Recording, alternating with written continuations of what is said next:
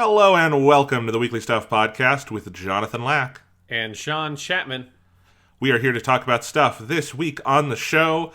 Real stuff grab bag, because we didn't quite prepare a topic this week, so we had you, the listener, prepare the topic for us by submitting some listener mail on Twitter. I put the call out yesterday, and I love a good listener mail episode because you tell us what to talk about, and we don't have to prepare shit. It's great.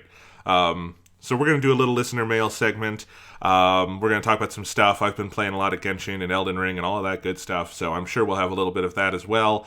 And, this is a shorter one because I'll just give a little tease. We are also in the background already doing some work on our 10th anniversary podcast, which is coming in June. So more details on that the closer we get to it, but you should be excited. It's going to be a really fun one. Yes, yeah, we're doing lots of stuff because we're dumb. And we like doing podcast stuff. Yep. That's the tagline of this show. The Weekly Stuff Podcast, we're dumb, and we like doing podcast stuff. Exactly. Yeah. So, Sean, how have you been? How's your week been?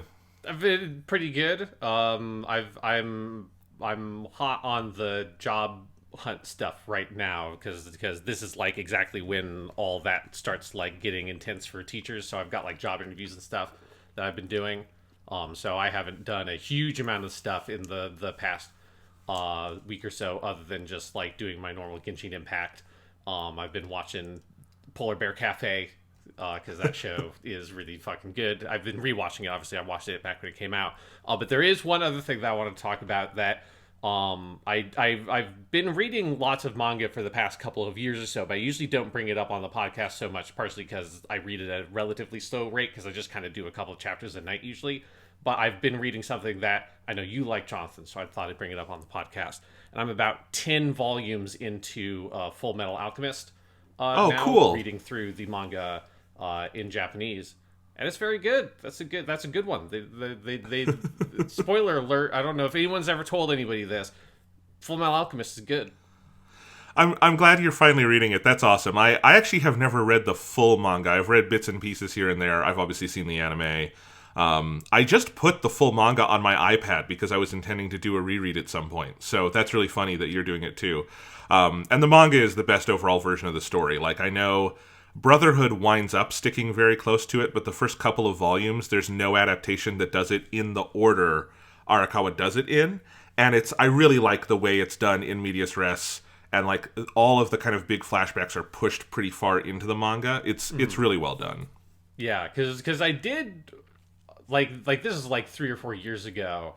Because I think this was when I ended up watching kind of Gintama instead because it was just easier to watch, because this is when I think I was student teaching, and so I was super busy. But I did watch like the first 3 or 4 episodes of Full Metal Alchemist Brotherhood and just kind of fell off of it. Mostly because I think I was not really in the mood for it and was too busy, and just like a dumb gag show like Gintama was easier. But also, like Brotherhood, and this is a thing that I kind of knew, is that it really at the beginning feels like it's not designed for a brand new viewer, but it's designed for someone who is already familiar with the material. The first episode in particular, from what I remember, was just like, it's not a thing that I have seen in the manga so far. Like, it's never in the manga. It's completely anime original, yeah. Yeah, and so it's a thing that seems like if you're someone who's already very familiar with Full Metal Alchemist, it's probably fun because it's just a different thing and you're not just getting like the same first story arc or whatever immediately. But if you are not familiar with the material, it's like a weird kind of start. And so it's always that one thing where you hear people have different recommendations of, watch the first 4 episodes in 10 minutes of Full Metal Alchemist, the original one, or whatever the fuck, It's one of those, like, annoying anime series where people have very strong opinions about what, like, the ideal way to watch it is that, like, I don't give a shit about. And so then eventually I was like, I knew eventually I would just read the manga instead, because it's obviously, like, that is, like, what it all comes from. That's, like, the sort of, like, definitive version.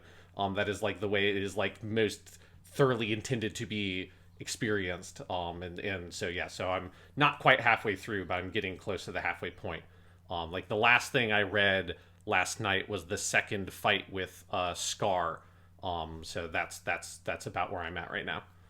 I forget like volume numbers in the manga. Have you gotten to the big flashback about their mom and all of that stuff? Mm-hmm. Okay. Yeah, I think one thing that's interesting about Full Metal Alchemist is that it's a lot less of a like Naruto or Yu Yu Hakusho or Dragon Ball type show or like series than I thought. I shouldn't say show because I'm not even watching a show. But I think sometimes in conversation it gets lumped in with those as like a battle shonen series when it has those elements. It's not that it's like totally dissimilar, but it reminds me a lot more of like dark fantasy manga that happens to be set in a more steampunk setting than like a traditional dark fantasy setting. But structurally, it's a lot more similar to something like Berserk or Claymore. The way that like the characters are already very kind of well settled and kind of far in their path by the time the story starts, right? You don't start the story with like, oh, they're just little kids, and then like their mom dies, and then they do like alchemy experiments, and you see them start from kind of nothing and grow to be powerful alchemists or something. Like at the very beginning of the series, Ed is already like a very well established, fully effective alchemist who's is well known, and he's gone on many adventures, and he can handle his shit. And that is a lot more like Berserk or Claymore, where you start the series with the main protagonist already being pretty well entrenched in the kind of fantasy dynamic of the show. And then a little bit in, you have a significant flashback arc that goes back. With Berserk, it's like a massive flashback arc. But you have a significant flashback arc that goes back to that beginning and then shows you exactly where all their character motivations and how they kind of got set on that path. And it's a lot more structurally in that vein, in that kind of dark fantasy area than it is the like watch this character start from kind of zero and with nothing but like gumption and a kind heart end up on top of the world, which is more of the kind of like classical battle shonen kind of thing. This isn't quite that, and it's refreshing that it's not. Like I think I'm enjoying that it's not. It takes elements of that. Like I think Ed and Al's characterization feels like it's kind of from one of those series, but it is not just kind of going along the same kind of plot arcs and kind of tropes from those series as much as it is borrowing more from the kind of dark fantasy stuff I've read.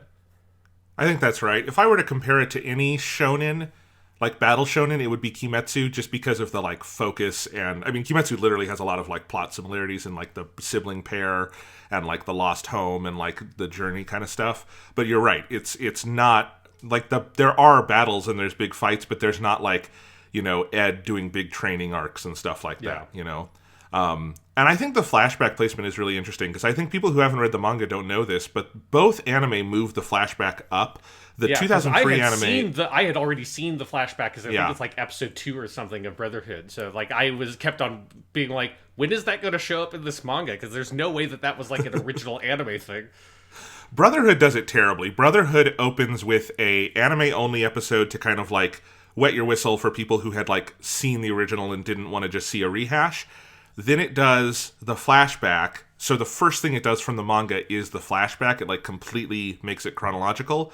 Then it does the Lior stuff with Father Cornelio.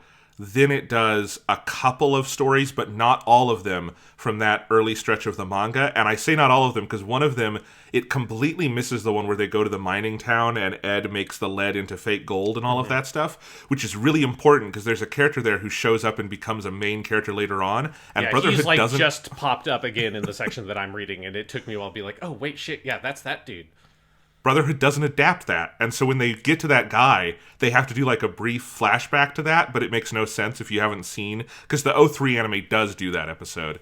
And then it winds up rushing through all of that and like getting to the first Scar battle like by episode 6, like very quickly. The 03 anime has a 2-episode adaptation of Lior at the beginning, and it's very good. Then it does the flashback. Then it does, then it gets like back on the scene where they're on the train with Mustang and basically does it pretty close from there. It reorients some stuff, but it does all of the stories from the first, half of the manga or so. It's a really weird structure. I think the 03 anime is better structured at the beginning in every conceivable way.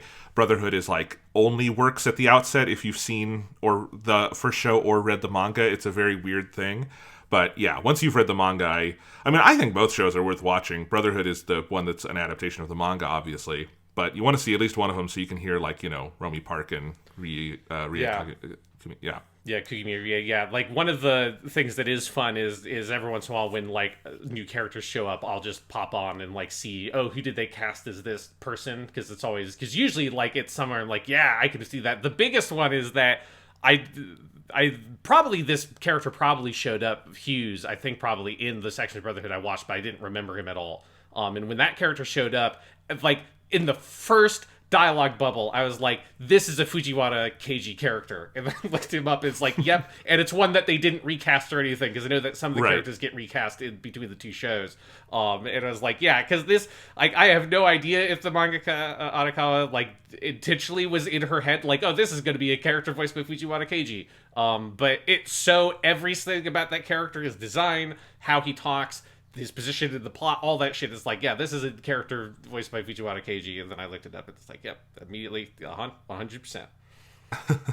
Nice. Yeah. Well, anyway, I think it's cool you're reading that. It's a good story. It's got a great back half and a great ending. It's Full Metal Alchemist to me is kind of like the platonic ideal of how to like wrap up a big fantasy story. It's just incredibly well done. So I think you're going to enjoy it. Yeah, it's something that is fun is that it does just kind of get better as it goes along. Because I do think in some of the early stretches, I think it is a little bit like kind of clumsy in how it connects story arcs together. It does have, I think, what is maybe the most like hilariously convenient plot contrivance I have ever seen, which is, this is very early in the series. It's when after Ed gets his arm destroyed for the first time in the fight with Scar, and then he's on the train back to his hometown with his brother and Armstrong, who you kind of just met that character. And they stop at a train stop, and they look out the window, and Armstrong's like, is that Dr. Marco, the, like, scientist who developed, like, researched the Philosopher's Stone, who went missing years ago along with his research? It's like, and he just sort of says that almost in such as like, huh, that's kind of weird. And then Ed goes, we should probably go talk to him. And they go and talk to him, and that's how they find out about, like, oh, there's other Philosopher's Stone research stuff back at the, central headquarters or whatever. We should go back there eventually. And it sets off the whole next plot arc eventually, because Lust overhears them, all this kind of shit. But it is the most, like, yeah, we just happened to run into this, like, weird secret doctor man who had been doing the research for the exact thing that we're looking for. And there's absolutely no plot thing to make that seem justifiable. It's just like, we just saw him, and that was it. Because I kept on waiting for, is this guy secretly the Envy character that's been transformed? Is there some, like, conspiracy going on? And no, it is entirely, we just looked out the window, and we just happened to see him. Man, it's been so long since I've seen it. The 2003 show might change that. I feel like I remember in the first anime them looking for Dr. Marco, not finding him randomly without knowing who he is. But I do remember that from Brotherhood and the manga. And it's been so long since I hadn't, I guess, thought it was weird. But when you put it that way, yes, that's very weird. That's very funny. Yeah, like there's some stuff like that very early on where, and I think this is true of many like series that end up being quite long running, is that when you look back at the early stuff, you see that's like, oh, this was not necessarily a thing that was particularly planned to be the super long running thing. And so like there's a certain point at which it wraps up a bunch of its initial story arcs that are relatively short, and then you feel like you can almost see the moment in which it's like, oh, this is popular enough that it's probably going to be like a big thing, and then all of a sudden like different larger plot elements start to sort of like manifest, in that like transition in most series I've read is not usually super elegant. It is true of Fullmetal Alchemist. Like it's not like a big issue, but it was something when I saw that I was like, man, this is a very, very convenient plot circumstance to just fall into your lap. It's very funny. I love it. Well, what have I been up to? You're busy with, finding a teaching job. I'm busy with my existing teaching work. I've like, if you want to know why we haven't done many super elaborate or Weekly Suit Gundam podcasts this month, I think we've done some good podcasts. I liked the Sonic one. But anyway, we haven't done any Weekly Suit Gundam yet. Part of that is because I have had just the crazy busiest April. I have had, let me see if I can remember everything. Beginning of the month, I had the first draft of my prospectus, which is the big planning document for your dissertation, which it's not like a 5-page pitch, it's like a 50-page thing. Anyway, had that due at the beginning of April. At the same time, I had a conference presentation at SCMS, which is our big conference. I've played the video I made for that on our podcast a few weeks ago. So you saw that conference video. Then I had, I had a guest lecture in the class I assistant teach. I did the lecture on an Ozu film.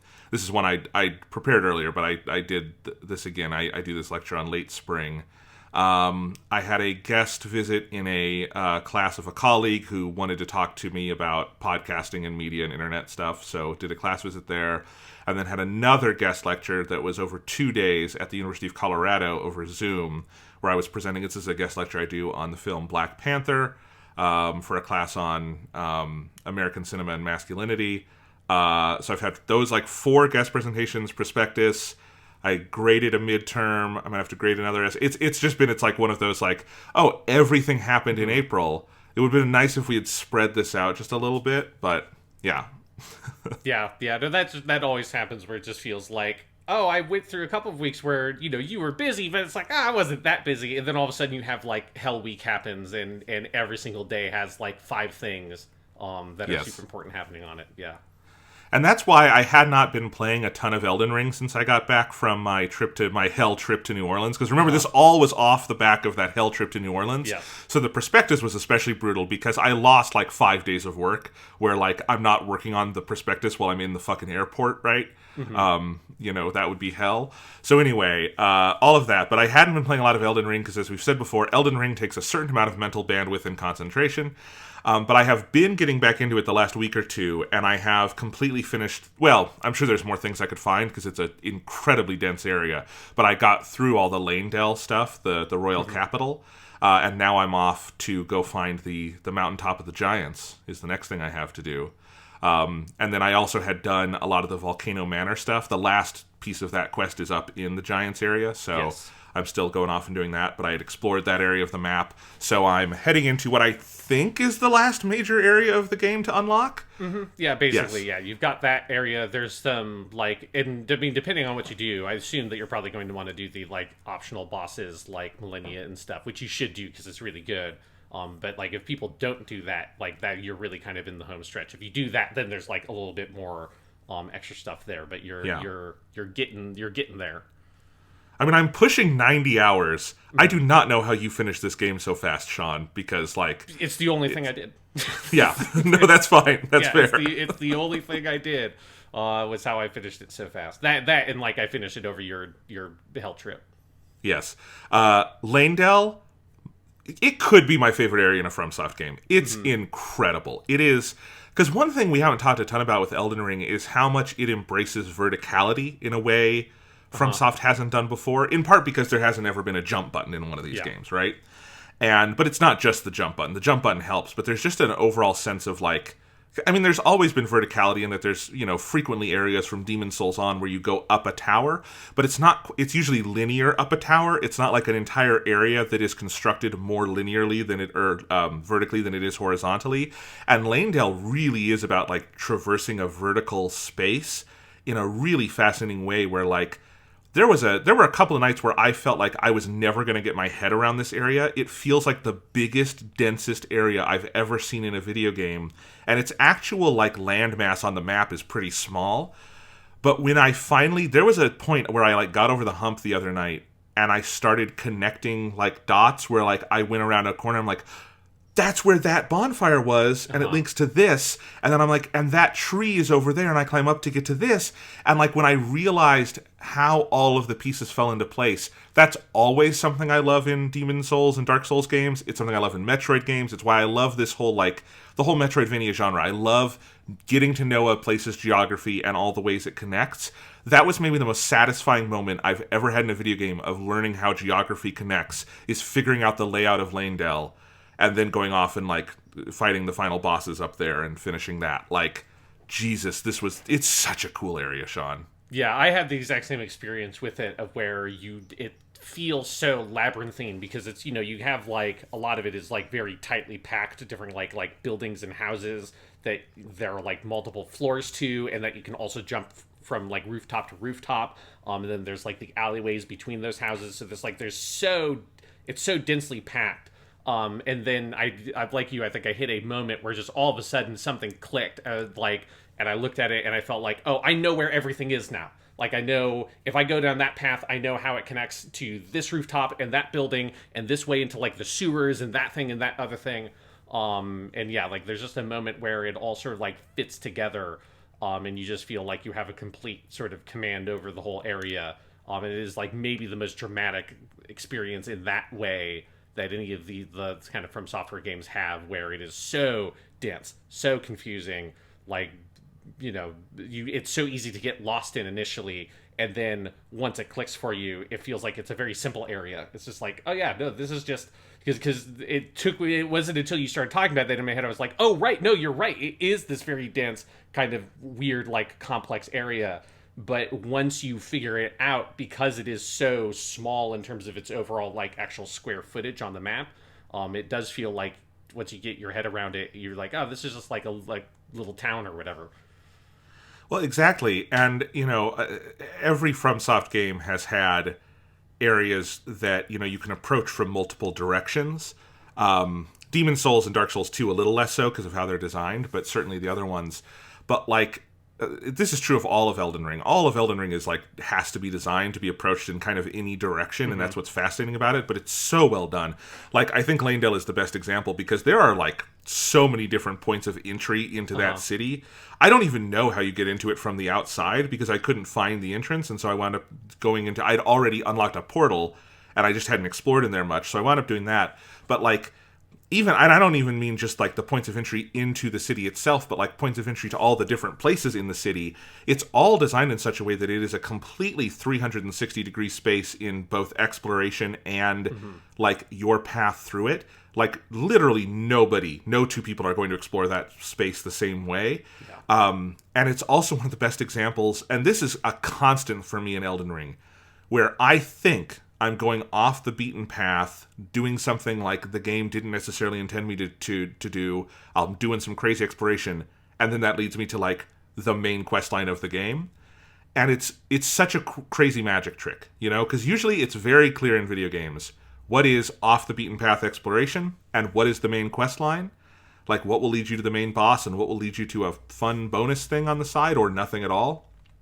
And in Elden Ring, it's like, I want to see if I can climb this tree and see where that goes. And, oh, I just found the main boss of this area. Like, it's so good at rewarding exploration in a way that, like, is not just for extra stuff on the side, but for the main quest. And just, I know this is rambling, but just that entire area and how open to 360-degree exploration it is. And that you'll go through it one way and see a certain logic, and then you'll go through it the opposite way and see a completely different logic, but they're both complementary and work completely, immersively in a game design sense. It's just such a miracle of a game. Yeah, I mean, it really feels like it replicates the actual feeling of, like, learning the geography of, like, a cityscape, Like, it definitely has that sense of, like, you don't really understand it fully until you've, like, kind of explored whatever this, like, I feel like this very specifically, having just, moved to Texas and, like, been here for, like, 9-10 months or whatever at this point, of having to do this in a lot of ways of, like, learning whole new areas and whole new spaces, and then realizing, oh, I'm coming in to this neighborhood from this other direction, and, like, getting that different perspective now means that the whole thing kind of clicks into place because I've seen it from this angle now. In that way, that Lanedale, like, very much, I think, like, replicates that experience, just in a video game form. It's something I'd like to see more open world games in the future do, is just the sense of density this game has in places, instead of, I mean, it has a lot of breadth. It is a big game, but I think the hallmark of Elden Ring is its density and how much there's just every little nook and cranny of it feels meaningful. Like, I have such a stronger connection to Grand Theft Auto 4 than I do to 5. And part of that is because 4 is a much smaller landmass where I feel like Liberty City is an actual town you get to know your way around in. And then 5 tries to be, the full state of California. And there's lots of good stuff in there, but I don't think it rewards that same sense of, like, knowing the place. And that's the kind of thing, if Grand Theft Auto 6, if they're working on that, I want that to be like another, like, Liberty City game and, like, make it nice and tightly packed, because that's such a fun way to, like, learn a place in a way a video game can deliver. Yeah, just giving that sense of, like this full complete place that exists, like, independent of your existence in the game, right? Like, it feels like Lanedale, like, is its own place that has its own history, its own people, it's got its own geography, its own logic to it, and you are visiting that place. It's not like it's not Mario 1-1 and it only exists for the convenience of the player, which is, like, true of, like, the design philosophy of From Software in general. But I think Langdell is like an exceptional example of it. Yeah. Anyway, it's such a cool game. Volcano Manor also, I just have to... Oh my god, that area is cool. Like, the manor itself basically looks like, what if Hidetaka Miyazaki did a Resident Evil game? And that's what it looks like. Yes. And it's fucking cool. But I just love all the quest stuff around there. I love the whole idea of the quest line being invading other Tarnished worlds. Is such a creative thing to do. But you can also, like, break the sequence and then explore the whole back of the manor and all the lava areas. It's just, this game slaps. Yeah, it's incredibly good, for sure. At some point, I will finish the game and we will do an Elden Ring focused podcast, I guess. But again, I'm not rushing through it. I am taking my sweet time and I'm having fun. I want to find out what this Mountaintop of the Giants area is like. I've only unlocked the route there. Like, I've gotten the first bonfire. I haven't gone in and explored. So I'm very excited to take a couple hours and do that. It's very good. I'll say it's Yes. It's not a thing where Elden Ring's not like and they fuck it up in the last half or something. It's like, no, that game is very good all the way through. So there's still lots of good stuff ahead. We'll talk about it more later. Another game we talk about all the time, Genshin Impact. I have been mainlining a lot of the story stuff, so I had to finish the Kamisato Ayato story, and then I also did the Arataki Ito story because it pushed me to do that anyway, and I had been wanting to do it, and you said he comes up in the new festival stuff, so I'm like, I'll do this too. So I did both of those. Ayato story, very good. Ito story, one of my favorites. I love Ito. And I have to say now, I have decided I am no longer trying to pull for Ayato. He seems really cool. Maybe I'll get him one day, but I am saving my Primo Gems because it looks like they're going to be re-rolling Ito in the next banner. And I really, really, really want Arataki Ito. He's good. Yeah. I had so much fun playing as him in the demo spaces you get in his story. I was just I was falling in love with this rock boy, and I want to make an all-Geo team around him. He looks fucking cool. Do you know who voices Ito? Did you look it up? I didn't look it up, but I love the voice. It's one of my favorite voices in the game. I've been meaning to look it up, and I keep forgetting. It is the main singer for the band TM Revolution, from most of the songs from Seed and Sea Destiny, the openers. It's that guy. My god. Yeah. And so which is perfect. They cast a literal rock star to voice Arataki Ito, and it is it's a little bit of stunt casting, but it is amazing fucking stunt casting. He has my favorite line deliveries in the whole game are his. There's this one I recorded it, and it was such a long line reading that I actually, on the PlayStation share, I did 15 seconds and I should have done 30 because it cut off the beginning. But it's this big laugh he does near the end of his story that goes on so long, and then he has this great line after it. Just, it's all the great things you get, rolling the R's and all that. It's kind of this husky voice. It's so fun. I also have done his part in the festival story where you help him do all the volunteer work, and I love Arataki Ito. I really want to get him in the next. It looks like he'll be in version 2.7, so I'm saving up my Primo Gems. Yeah, because the whole thing with the festival is it's a lot of the stuff is a play off of Comiket and doujin manga festivals in Japan. So most of those kinds of side stories are all different bits based on that, and the whole idea of Ito and his gang being we're going to make a doujin manga for the festival, and they're we've got 4 months or something, we could make a big 60-page huge mega doujin, and then it's they keep on procrastinating, and then eventually they have nothing, and they're gonna make posters with some cool catchphrases, but they came up with 30 catchphrases and can't figure out which one. That whole bit is so funny, and all the mob characters, the sort of random NPCs in Genshin Impact aren't major voice actors, but whoever they got to voice the different gang members for Arataki Ito, who just use normal NPC models and stuff with slightly fancier clothes on and unique hats to kind of distinguish them, those guys fucking pull in really great performances for the mob characters. Love that whole gang and that whole sequence and everything with it. It's one of my favorite parts of the whole festival, because I just thought that everything about it was fucking hilarious. It's so good. I love it. I love Ito. I'm very excited to get to his banner when we get to 2.7 because I fucking loved him.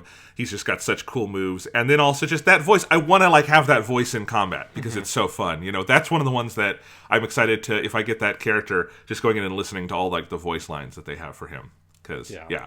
He's cool. But then I have been doing the festival. I'm not quite done with all of it yet. I have one more of the main quests to do, so I'm near the very end. And then I have, I think, 2 more of the side stories.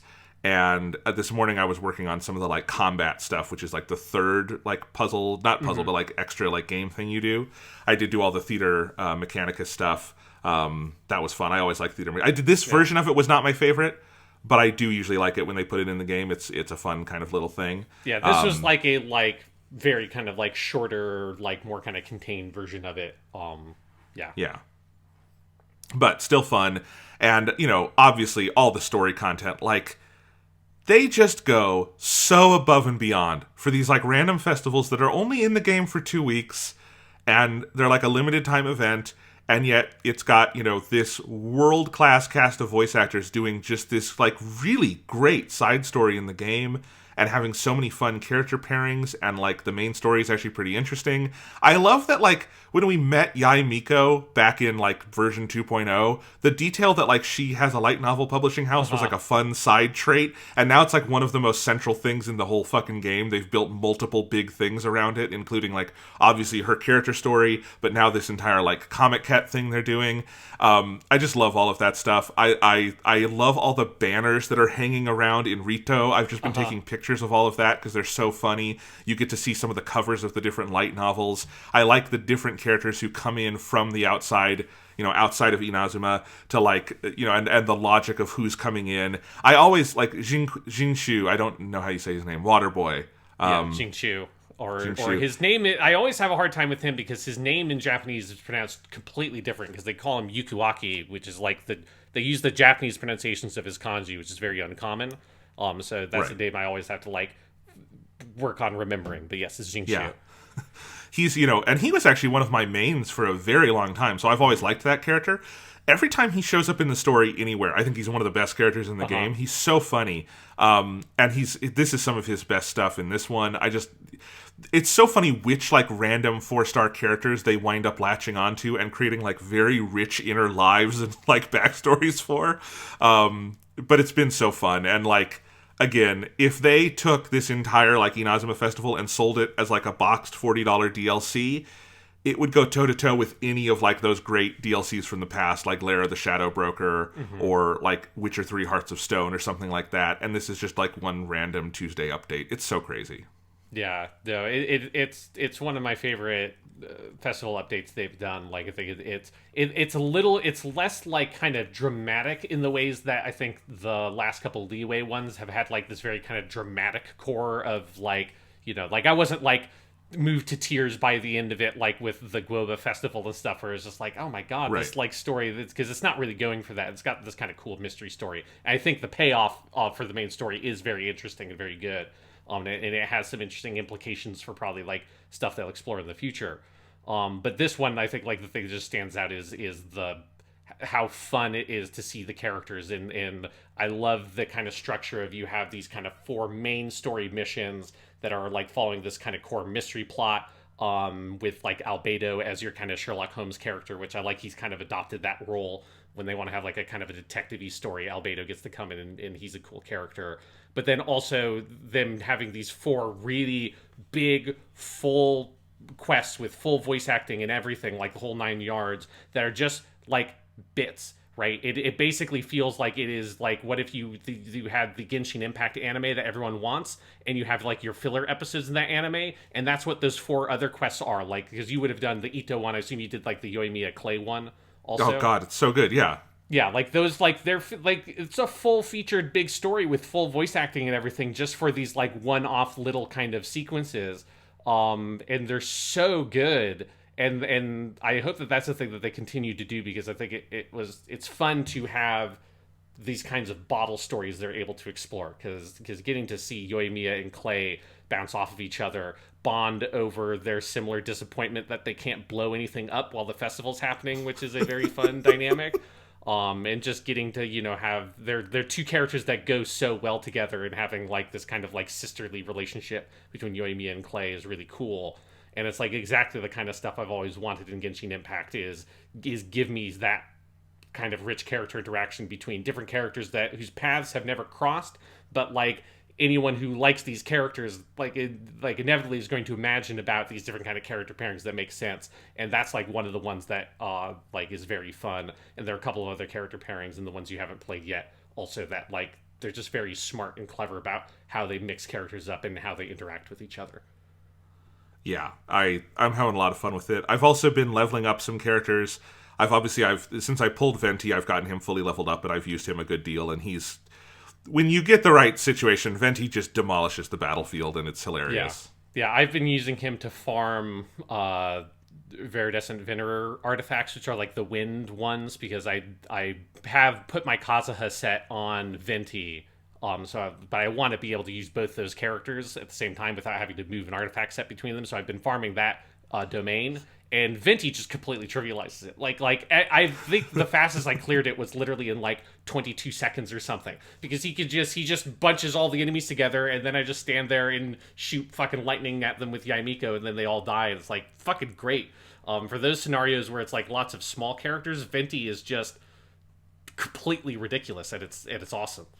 My brother and I were playing co-op, and we did that the other night, I think at the exact domain you're talking about, because my brother had done it before, and I had Venti on my half of the team, and he said, okay, Jonathan, stand right there, and when I tell you, use your burst, and I'm like, okay, and I did it, and then they bunched them all together, and Thomas just killed them all, and it was hilarious. Just because he had seen it before, and I hadn't done it with Venti yet, so that was very fun. I'm doing Venti, and then just because I've always wanted to level her up, and I never have, and I've definitely had this sort of be in my bonnet since all the Guoba story stuff in Leeway, I had to go back and get Zhongling all the way up so I could start using her. She's so good. She is like one of the most like OP 4-star characters. I love her. Yeah. You put Guoba out and he does his fire, and then you get her, burst up. And especially if you have a couple of her constellations, you get the one that just extends her burst like for a crazy amount of time. And it is just so fun to have her like fire, spin going around the battlefield while you're doing attacks with other people. And she's also just one of the most fun like character designs to walk around the world in.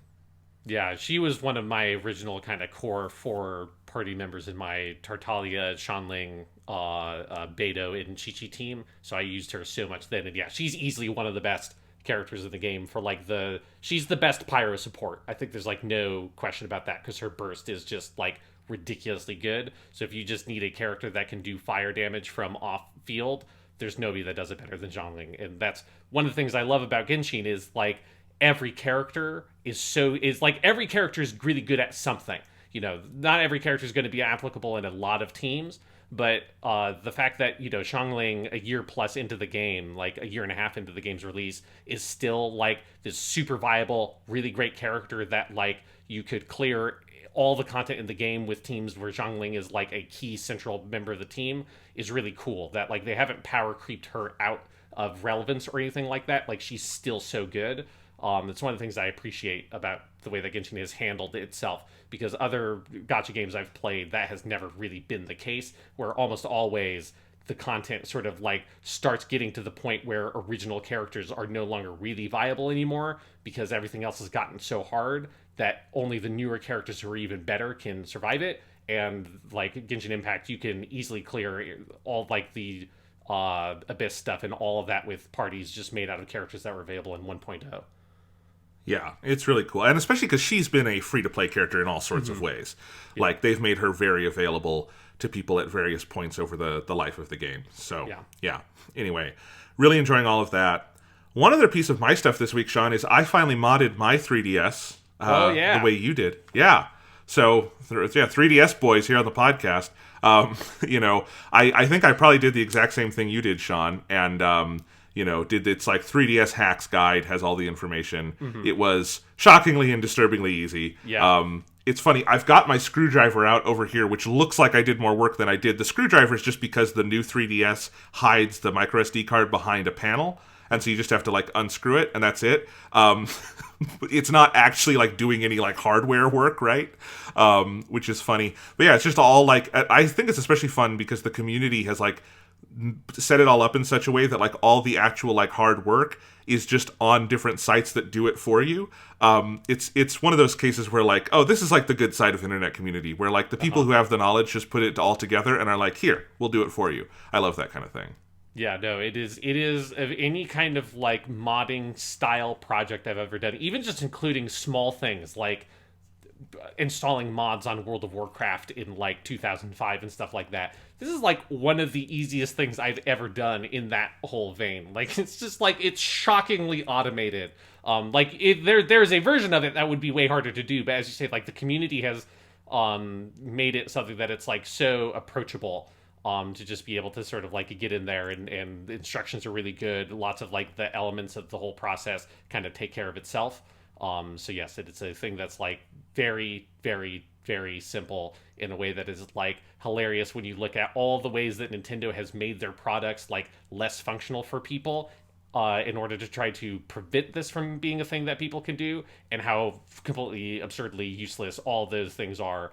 And it's like one of those many things where you see that's like DRM and like those kinds of measures to try to prevent people from getting access to the full suite of capabilities of a device are like utterly counterproductive, because you're never going to make something that is like watertight and people are going to break it open and it's totally fine, especially if you, the platform holder, are only interested in actually selling stuff on that platform for like 10 years or something. Then you're going to shut off all the stores. Like, don't make your device worse for people in order to like make it very precious to you, because it's only going to hurt you, not help you in the long run.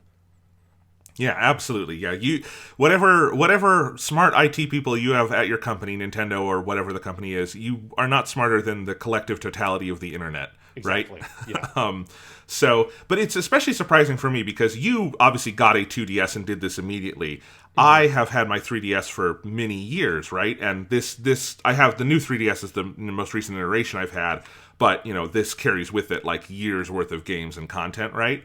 And the most impressive thing about the entire jailbreak system is it changed absolutely nothing about my setup. Like, it just launches into the menu, all my stuff is arranged as it used to be, I have all my themes, all of that stuff. I can go to the eShop and still buy things. It's like, for now, there's like 1 month left. But like, that's hilarious to me. That like, that's the other side of it, is I didn't have to sacrifice one goddamn thing to do all of this, and now it just works better than it did before. I have more options. I have been putting on some like random ROMs and stuff. And actually, at some point, maybe off the air, you and I need to talk, because I'm curious how you've been doing some of it, because there's different ways of loading old games on. What I've found the most success with so far, honestly, actually, is just GBA games, because the 3DS has, it's not even emulation. It has the built-in capability to play GBA games, and it's not emulation because it's just leftover hardware and software from the Nintendo DS, because this is a successor to that. And the 3DS obviously doesn't have the DS or the GBA cartridge slot anymore, but it could still play them. But they never commercially released GBA games for it. They only did 10 GBA games on the Ambassador program, which is if you bought a 3DS day one, then they did that big price drop. This was like 10 years ago. This is one of the first things we ever talked about on the podcast, the whole 3DS launch debacle. So I've always had those 10, and it's limited. It's literally like playing a GBA cart in an original DS. So it doesn't have save states and all of that. You can't put the device to sleep, any of that. The upside is, it's just the GBA games. Like, it is not, there's no extra layers of that. And so you can just load on GBA ROMs and they just play like normal. And so, like, I've been completing folders. Like, I have a Fire Emblem folder on here, and the only GBA Fire Emblem they had on here was Sacred Stones. So I put on the first Fire Emblem GBA game and the Japan-only one that people have since fan-translated, and now I have the whole GBA trilogy, and it's just, like, in the folder, and I'm like, this is great. You know, now I have the GBA versions of Donkey Kong Country sitting next to the Super NES versions, which I already had on there. And I'm like, this is great. And there's like the system level software on the homebrew that now, like, if I need to do save states and stuff, I can do that. So it's just, that kind of stuff is cool. I've had more hit or miss success with the Super NES and other ones, because I've just been installing them as like the .cia files for like the native. I haven't gone in and like put emulators on this yet. But it's still very cool. I've put some 3DS games on here. Like, I got the Japanese Dragon Quest XI to play around in that. And which also means this thing is region hacked, which I fucking love. Yes. I can even, my SD card right now is not big enough to do it, but I could also just start like dumping my cartridges, which I own a lot of, onto the system itself, so I don't have to have the cart. You can just rip it onto the system with the homebrew software. That kind of thing I think is fucking crazy to me, that it's just built in on the homebrew software to do that. So there's just a lot of like tools on it that are very cool and are better than anything you would get paying for Nintendo software. Yeah, and that is like one of the things that is cool, is that it is also, it's that thing where it's, I think people sometimes think it's like the only reason why you would do this is like, it's just people wanting to steal games or whatever. Which is like, obviously you can do all the piracy kind of stuff you want to do, but it's also just like, it's just super fucking convenient. Like, there's so many little tiny features and things that you can do to fix issues or give you like a fuller range of a suite of like capabilities that the machine should be able to do, that Nintendo either like refuses to let people do, or has never went out of their way to design the feature specifically, but the community has designed the ability to do it, like being able to sort of like, as you say, put your like cart physically onto the device itself and just be able to have it saved that way, or making like your GBA games available on the 3DS when it used to be you could only play them on the DS. That kind of stuff is just like things that the device really should have been able to do to some extent. That being able to break it open and jailbreak it and use your homebrew software allows you to use it as this kind of like full purpose device. Because I have been using it also to play GBA games, because I've been playing some Sonic Advance ever since we did our Sonic the Hedgehog 2 podcast. I got the Sonic bug, and I had kind of forgotten how good the Sonic Advance trilogy was. And I own all of those games on Game Boy Advance, but like it is 1,000 times more convenient and like in just like better looking and stuff on the 2DS screen to just be able to play it that way than having to break out my Game Boy Advance SP and hope the battery still works and all that kind of stuff. Well, absolutely, because, and actually this is I had a tragedy recently. My SP, which has survived a long time, finally broke recently. You can see, Sean, the hinge is just completely dead. So like, it'll still turn on, but it doesn't work so well anymore. So yeah, I have a lot of what I put on the system I fucking own on cart. I have no compunctions about this at all, and there's so many good GBA games that it's cool to have on there. And again, like, it's not always necessarily the most convenient way to emulate some of these or the best looking, but it's on the original hardware, basically. The DS is such a nice, like, way. It feels like you're playing a GBA, basically, because the DS evolved out of that form factor, And I love all of that kind of stuff, and it's a very fun way to play these games. And there's so many good, like, GBA versions of games, like Final Fantasy 4, 5, 6 Advance are really good. Yeah, so it's super neat. I'm having fun with it. If you have not if you're at all nervous about like jailbreaking your 3DS, just do it. You can do it. It's very easy. You follow the instructions. You're not going to brick anything unless you like don't follow the instructions. And I don't think you need to feel any compunctions about it, because in a couple of like days here, they're just shutting off being able to use credit cards in the eShop. So, the train is leaving the station. Yeah, you've got a nice piece of kit that like should be able to do a lot of stuff that they just don't want to let you do, or they're taking away that kind of functionality. And so, yeah, it's fun. Like, it just like makes it this very all-purpose kind of device that is very, very convenient, because it's like nice, well-designed little thing. And it like, I think my favorite thing about it is like just being able to sort of fold it shut and put it over to the side, and it just goes into like standby mode and stuff like that. And it's just like a nice, very convenient design to use for little games like that, and emulating Super Nintendo and Sega Genesis, or playing GBA, or obviously, like, the funny thing is, like, the one thing I haven't really done with it is play a 3DS game. Like, I've booted up a couple of 3DS games just to see, but I haven't actually, like, I have Persona Q, and I have a couple of those, and one of the nice things of it being like region free now is that I can get the Japanese versions of those games and stuff and mess around with that. But I haven't actually just like kind of sat down and properly played a significant chunk of a 3DS game. It's mostly been playing Sonic Advance and Sonic the Hedgehog 2 and Dragon Quest 3 and just a little bit of Neon Genesis Evangelion Mahjong, which I need to hook you up with. You do. I need you to send me a list of where you found some of the cool Japanese stuff, because I need to see some of those on this thing, because it's hilarious. Yeah, no, it's because again, for DS, 3DS, and GBA games, it's not even emulating. Yeah. And even for NES and Super NES, I guess it's emulation, but it's like those are easy to emulate, and like there's built-in emulation on the system from Nintendo. Yeah. So it's just a really cool way to do a lot of those. And honestly, Sean, when I've said in the past, and I still say this, the DS is like in my heart of hearts my favorite system, the full like DS family of systems onto the 3DS. I feel like reason near the top of that reason list is because you close it shut and put it away. I've always loved that about the Nintendo DS, that you fold it open, you close it shut. Not every game uses both screens, but it's such a nice thing where you're like, I've always loved like the Pokemon games, just move all the battle info to the bottom. In like for the homebrew stuff, it's great because you'll have, the game on the top and then all of your like homebrew options are on the bottom. It's always been a cool form factor, and I do miss it a little bit. I understand there would be no reason for the Switch to do that, but I do miss it a little bit. Yeah. All right. Sean, you want to do some listener mail? Yeah. What are the listeners up to? What do they want to know? Well, this will be a good kind of segue because we were just talking about Genshin Impact. And listener Vong on Twitter asked, what are some things you would like to see implemented or improved in Genshin Impact? I'm curious about that, because we sing gave praises of this game all the time. Yeah, I think for me, like, a big thing I would love is the ability to replay content, like, particularly... That's what I was just going to say, yeah. The main story missions, because if it's a thing, because you have to dig through a bunch of menus to do it, but you can actually listen to any of the dialogue from any of, like, the main story missions you've played.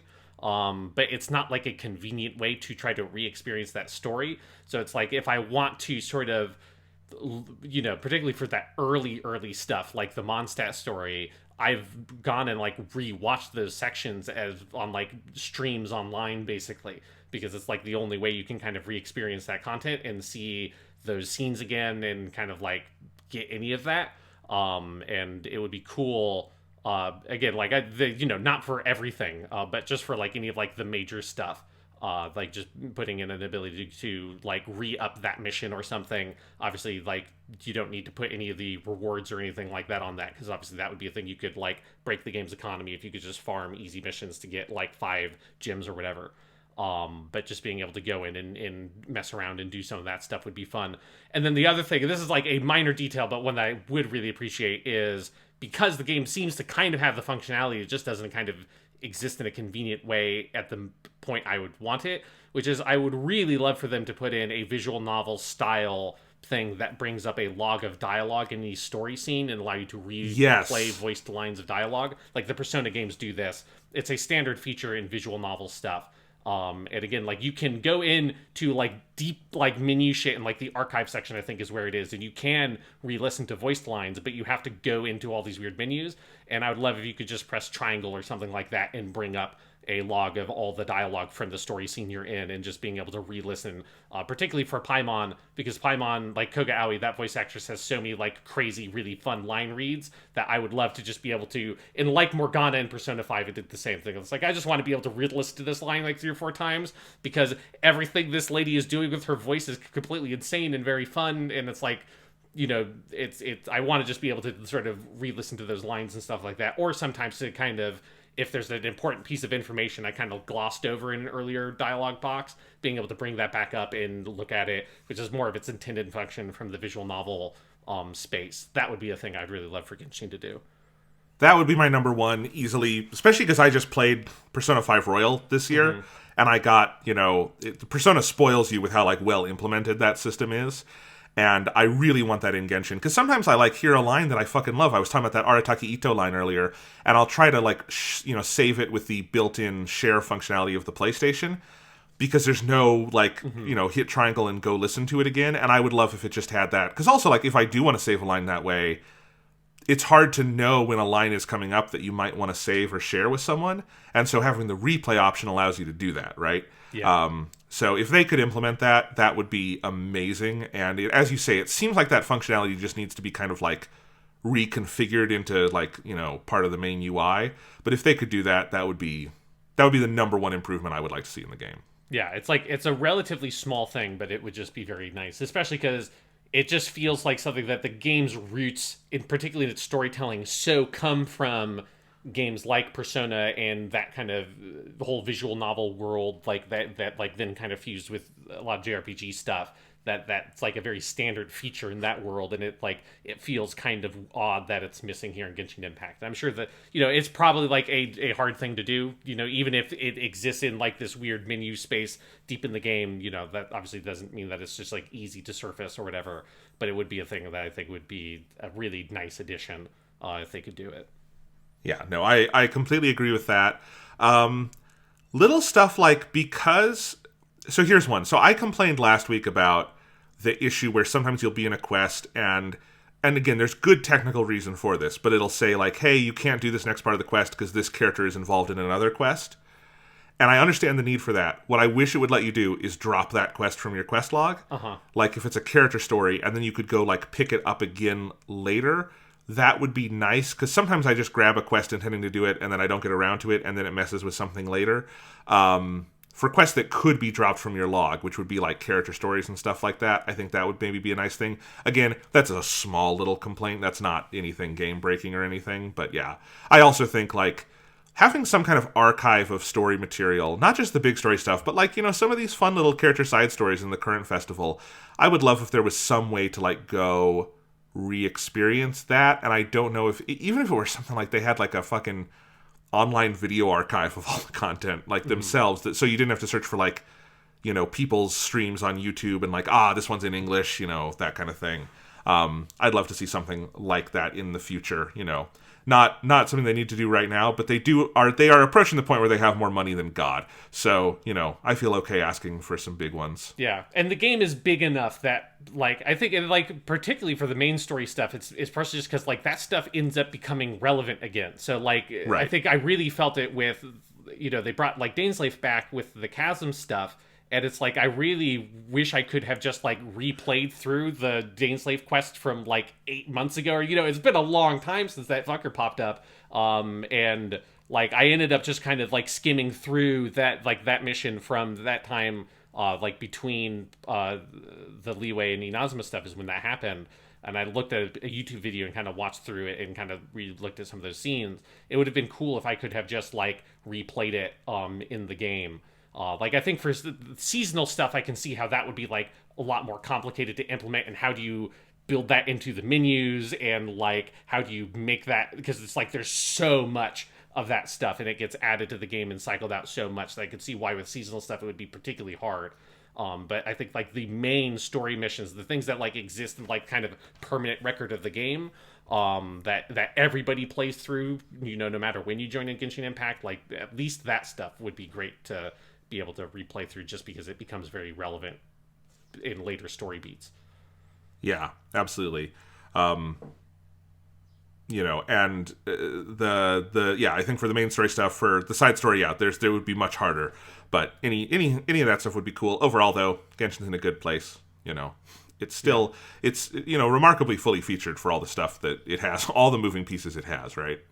Yeah, one thing I'm curious, because I'm sure this is something that they probably have discussions about internally, or they may already have a plan and it's just, like, not far enough along to implement it. But I'm very curious, like, if they have ideas about doing reruns of events, which is a very common thing in other gacha games I've played, where, you have your seasonal events, and then eventually, they have this, like, huge library of old seasonal events that they've done, and then, like, sort of freshening them up slightly and then doing a rerun of it for people who have not done those before. Or if you played them originally, it's a thing that, like, you can then go through super quickly because you've already done it and get, like, a whole nice chunk of rewards. I'm curious if they're going to do stuff like that, because there's a couple of those events, particularly the original one, which I think was definitely from before you used to play the game, Jonathan, where it was Mona and Fischl, and it's actually where Scaramouche originally appeared, the Fatui Harbinger, who's now, like, very important in all the Inazuma stuff. And he popped up for the first time in that event, and that was, like, I think at the end of October, the month the game came out. And I think it would be very cool to have that event come back up again as a rerun at some point in the future. And I'm curious if they're going to do that. Maybe, like, in the games like third year or something like that, once they have, like, a bunch of those events built up. That would be cool. The experience of Genshin is most similar, I feel like, to, like, watching TV in a pre, like, DVR era or something, or, like, pre-DVD, where, like, oh man, I missed ER this week. That's it. I'm just not seeing that episode until they maybe do a rerun or something because my friend didn't tape it. There's like no archive to go with. It's just an ongoing thing and you watch it as it comes out. That's kind of how Genshin works. And that's part of the fun of it. I think it's interesting how in the digital age, when we have everything on demand, there's actually become a bigger demand in some areas for like the live content because it is fun to keep up with something as it comes out. Yeah. And it like keeps things like clean and it's like easy to follow it, right? Like if there was some weird, like if they tried to keep that like Mona official quest alive in some weird corner of the game forever, it would make the game this like massive Destiny-esque unwieldy mess where eventually, Destiny is like in the process of like constantly excising huge amounts of content because it's just like not feasible to keep it all alive in the game forever because they didn't kind of understand how to design the game from the ground up for that kind of long lifespan, whereas a studio with gacha game experience knows how to do that. And so yeah, like it's one of those things where it keeps the game very clean by cycling that content out, but like a lot of gacha games end up eventually cycling that content back in, and I'm curious to know if they like will ever do that in the future, because I'd love to replay some of those older events again and like re-experience those stories with like a fresher like or a different perspective, knowing the game much better and the characters much better and stuff like that. Yeah. Cody asks, how's the Gunpla collection coming? Are you still exclusively high grade, anything 144 scale, or have you gone up to 1 out of 100 yet?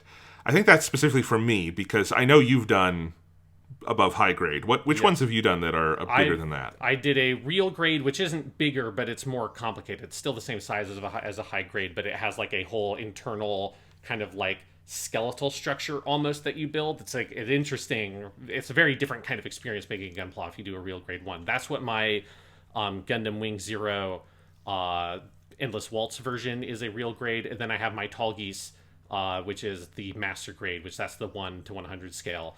And I have not made any Gunpla since I've moved to Texas, partially because I just don't have a good setup here for it. Like I don't have like a convenient space, and since I'm like constantly in this area of where I'm like, since I don't know what my job is going to be yet, I don't know if I'm going to be in this house for like a longer term period of time, or if eventually I'll move to an apartment or something closer to a school. So it is like a thing where I just have not gone out of my way to set up a space to do Gunpla type stuff, because I have not finished. I have a master grade Turn A Gundam that is like half done, that I had half done, and then like preparations to move to Texas happened. I was like, well, I'll put this and I'll seal this away, and I've like have it exactly at a place where it'll be like easy to pick it back up again, because I have like, I think I just need to do the legs and like that section of it. So it's like eventually once I'm settled in, I really am excited to finish that Turn A Gundam and then get back on doing Gunpla stuff. But that's basically what my Gunpla situation is right now. Yeah, that's cool. I have not done a ton of Gunpla in the last 2 years in part because getting Gunpla has become really tough during the pandemic. Yes. I'm not sure exactly what happened with the supply chain, but it has just become like most of the ones that were on my wish list just have been impossible to find. I did get, because it was a newer one, and my brother got this for me for my birthday last year, and I haven't finished it yet. I started working on it again last night, but it is the Gundam. It's the Tri-Age Gundam that one of the main characters in the Divers series has, the Tri-Age Magnum. And I just thought it looked really cool, and so I kind of put it on a wish list, and then my brother wound up getting that for me for my birthday. And I just set that all up again last night, actually, and I built the head last night, and then I'm doing more with that, because I have been starting to watch Divers, and it is a really great Gundam design. So I'm building that one. I did find, like last year while we were watching Build Fighters, I found one of the like Death Army. I think I talked about this on the show. It was from G Gundam, and that one was kind of it's kind of a lame design, but it was kind of fun. It was a very simple one to build. So I haven't done a ton lately. I did put up a new. I think I showed pictures of this. I moved my Gunpla and made kind of a new display out of them, and that was fun. I still haven't done anything like super fancy with them, like get stands and stuff. At some point, I might.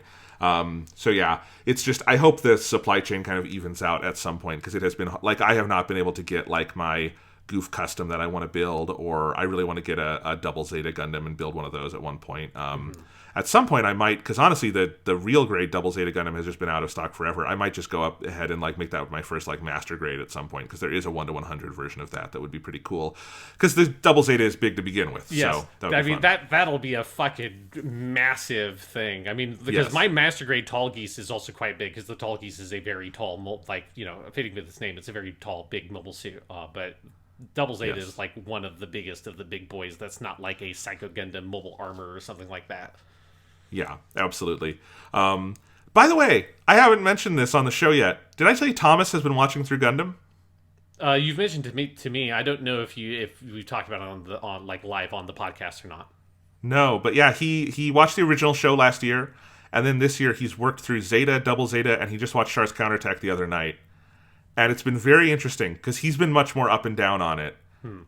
Double Zeta was his favorite thing, which I thought was cool. Yeah, he was like, is that weird? And I'm like, it's not super common in the Gundam fandom, but I can 100% see why someone would say Double Zeta is their favorite. It's got a bunch of uniquely good stuff to it, you know? It makes sense to me that Thomas would really like Double Zeta. Like that, I think that kind of like fits with his taste. Like, I can definitely see that. Yeah. He was very disappointed, though, that they killed Puru at the end of that one and then didn't mention her for a couple of episodes. That has been his biggest complaint with all of Gundam. And then he didn't really know how to react to Char's counterattack. He came away from that movie feeling like very disgusted with Char as a person and a villain. And I can understand. I mean, this is the fascinating thing about Char's counterattack to me, is that I think you watch it 5 times, you see 5 different movies. Yeah.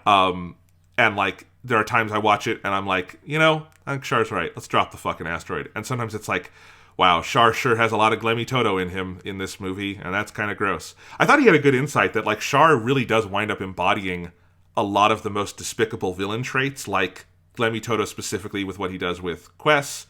There's a little of Paptimus in him there.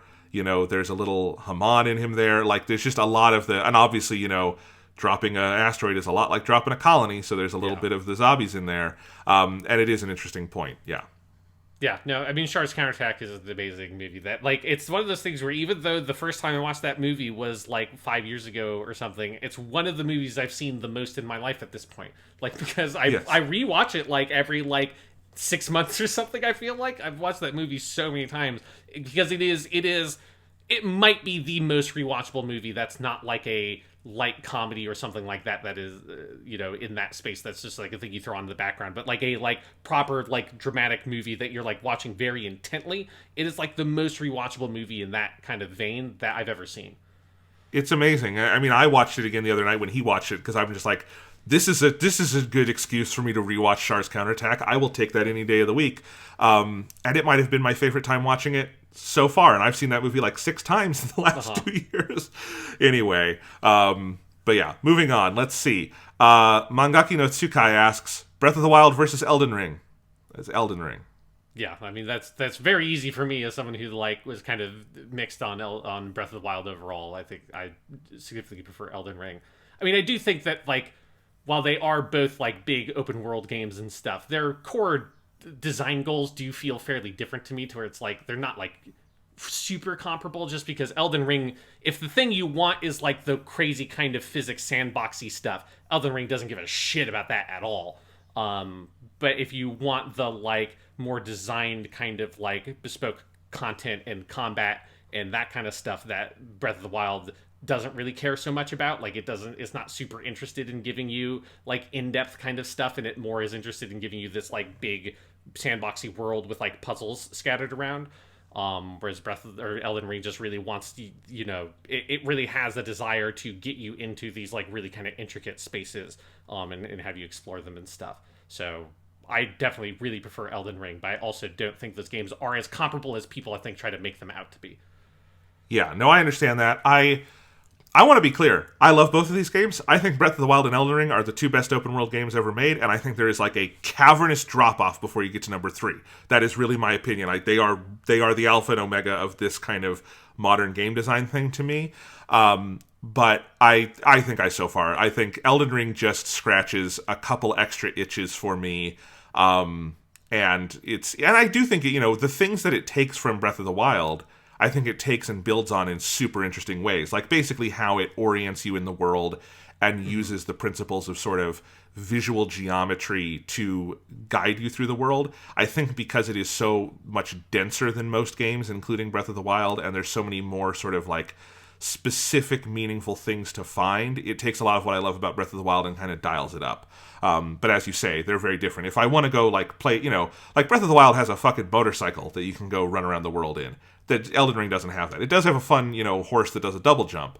But, it does not have the same kind of physics stuff like you're talking about, which is one of the fun things in Breath of the Wild, like figuring out how do I blow up all these, bokoblins. There's a lot of fun videos on YouTube about that, Yeah, like Breath of the Wild feels like a game that is designed to a certain extent that like the player needs to like make their own fun in Breath of the Wild more, whereas like Elden Ring, like you're like the game is playing you, right? Like the game is putting you in this space where it's like it is creating challenges for you to overcome, and you're trying to do it like by any means necessary, but like the approaching the challenge is in and of itself satisfying and fun in Elden Ring, whereas in Breath of the Wild it always felt like if I choose to try to make this fight fun or something like that, there's probably a way to do it, but you have to have like the energy and like the kind of like willpower to just decide I'm going to try to do this fight in a way that is fun rather than just I'm going to dodge and then do my super invincible like matrix attack or whatever that you have in that game where you dodge and it slows down time and just kills everything. Like the game that game you need to be willing to go out and like kind of experiment in order for it to be more fun in that moment to moment than Elden Ring, which just isn't built with that design philosophy at all. Yeah, absolutely. He also asked, this one wouldn't really apply to you, Sean, because you've only seen one of these things, but Dragon Ball versus One Piece. Dragon Ball. That's okay. The one I've watched. If I compare having read through the Dragon Ball manga at least twice and having seen all of the anime and all the accompanying movies and stuff like that versus the like 10 episodes of the 4Kids dubbed One Piece I watched in like 2002 or whatever, I would definitely say based on that experience, Dragon Ball is a clear winner in that comparison. And you would be right. No, in that comparison, you would be right. No, they're really different. I mean, One Piece, like Dragon Ball has an ongoing story and characters, but like One Piece is one of the most unique things in the history of like manga anime because it is ludicrously long, but it is also very serialized. Like most manga that go over 100 volumes are not one ongoing story. They're like, something that'll be like a gag manga or like a Detective Conan that my sense, I have not read a lot of Detective Conan, but it's much more like kind of small arcs. It's episodic. It's like, it's episodic. It's mystery by mystery is what Detective Conan is. And One Piece is a weird mixture, I would say, of an anthology manga because every world they go to kind of has its own cast and like sort of stakes. But it is also an ongoing story with like big, rich lore that like where the manga is right now as we're speaking has been doing some incredibly big reveals that like have been decades in the making on that manga, and it's incredible. And that's the kind of thing that Dragon Ball doesn't even, that's not what it's trying to do. So they're just, I do think they're very different. I don't know if I could say which one I prefer in my heart. I think One Piece sometimes has I think One Piece, like, I think an easy division that a lot of people will say, and I think I generally agree with this, is that Toriyama is the better artist and the better mangaka in the sense of like layout and all of that, and that's clearly true. Toriyama is a better layout artist than most people. Yes.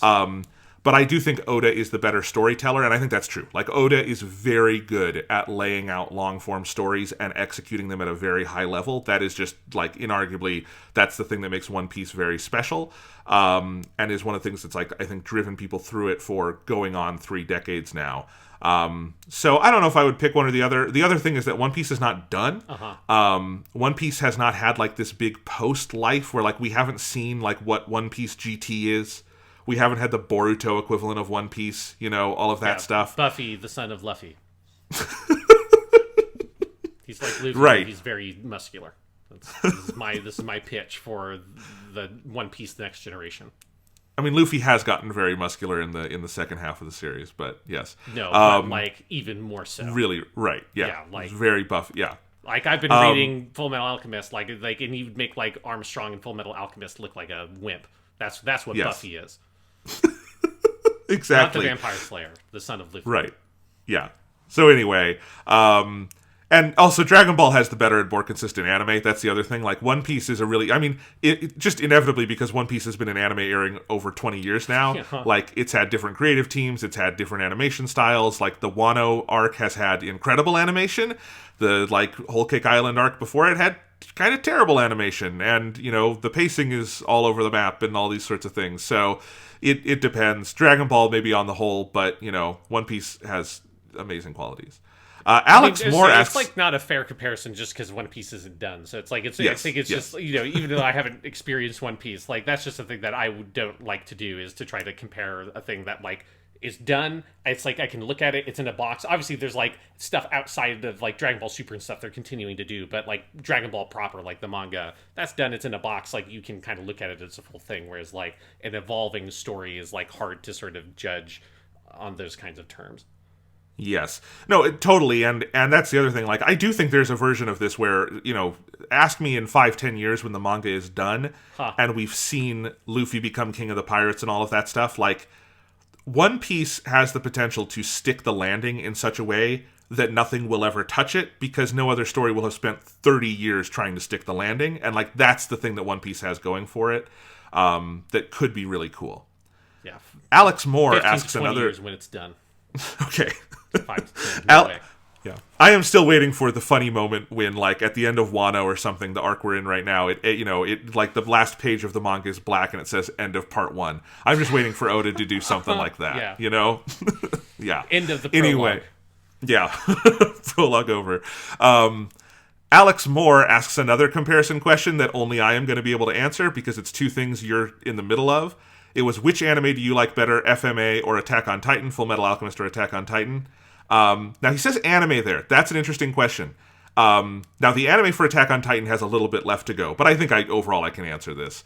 Attack on Titan is the better anime because there is one anime called Attack on Titan that you can watch, and it is a full, complete story told there's like a couple of quibbles I could make here and there, but it's a very good, very complete anime. Full Metal Alchemist is hard because if you were not bringing in the manga, I do have to do a weird thing where I tell you which episodes from '03 to watch before you go switch over to Brotherhood, right? Mm-hmm.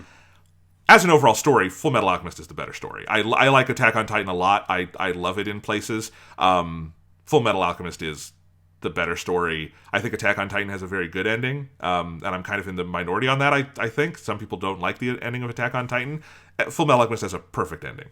You know, so that's where I would go with that. But as an anime production, you know, Full Metal Alchemist does not have Hiroyuki Sawano doing the music. I'm sorry. Like, you know, Attack on Titan has some good qualities there that Full Metal Alchemist does not have. Yeah, as someone who watched the first season of Attack on Titan when it aired in like 2014, I think, and then who is like 10 volumes into the Full Metal Alchemist manga, so this is a very weird framework to make those comparisons. I would say that based on what I've experienced of those two franchises, I would say that Attack on Titan so far, from that season, compared to what I've read so far of the manga Full Metal Alchemist, has higher highs to me. Like I think like particularly like the first 8 episodes or so of Attack on Titan are like so incredibly good. Like that first section of that first season is like, you know, in my memory is one of like the most exciting like opening stretches of any anime I've watched. Like it's just like so intense, and I think it kind of plays with your expectations on like what exactly this show actually is in some really masterful, fascinating ways. That like that combined with the animation, the direction, and the music is so huge. Whereas like Full Metal Alchemist, I think, is much more consistent in quality from what I have read of the manga. Of like, you know, it is consistent and gets better as it goes. Whereas like Attack on Titan, that first season to me was like, it starts really good, then it kind of goes down, then it gets better, then it's like, this maybe section's not that great. Then it ends on a pretty decent note, but nothing was as good as the opening section. Whereas like Full Metal Alchemist just keeps on getting better and better and better as it's going. And that's very true, yeah. Attack on Titan, like, the other thing about Attack on Titan is I like it all the way through. I think it's strong all the way through. Season 2 of Attack on Titan, which is a single 12-episode core, is the best Attack on Titan thing. It is just a phenomenal... It's basically one 12-episode arc. It is the most, like, propulsive piece of, like, anime I've maybe ever seen on TV. With like, maybe, like, it's propulsive in the way that, like, the recent season of Kimetsu no Yaiba is. In just, like, you want to just, like, watch it in one go. And and I don't think Attack on Titan ever quite gets that good again. Full Metal Alchemist gets better as it goes along. So that's one thing I would say. They're both really good. Which Persona character do you have a crush on? That's a funny question. Makoto's older sister, Sai, the hot lawyer. Yes. That's who. For me, it is the Doctor in Persona 5. I want to marry her. I want to have a family with her. She is my favorite. She's like literally my type in a lot of ways, but also like she's great. If you're looking for one of us to answer one of the younger characters in the game, I don't find any specific attraction to them because they're children. But yeah, there's a lot of hot adults specifically in Persona 5, and I would say the Doctor is the hottest. Maya in the Persona 2s, who she's one of the main characters in Persona 2 Innocent Sin, and she's the main character in Eternal Punishment. I really like Maya a lot.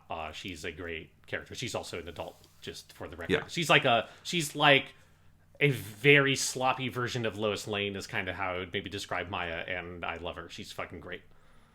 It is kind of a funny thing where I can mark my own like aging and maturing, where when I first played Persona 4, I was like 19 or something, you know? Yeah. And I was like, and I could be like, oh man, you know, I do find Chie attractive. Or like, there was the joke way back, God, this podcast has been on so long. But 10 years ago, I had the joke about how attractive I found Yukiko in glasses. I remember all that. Yeah, your weird fetish, yeah.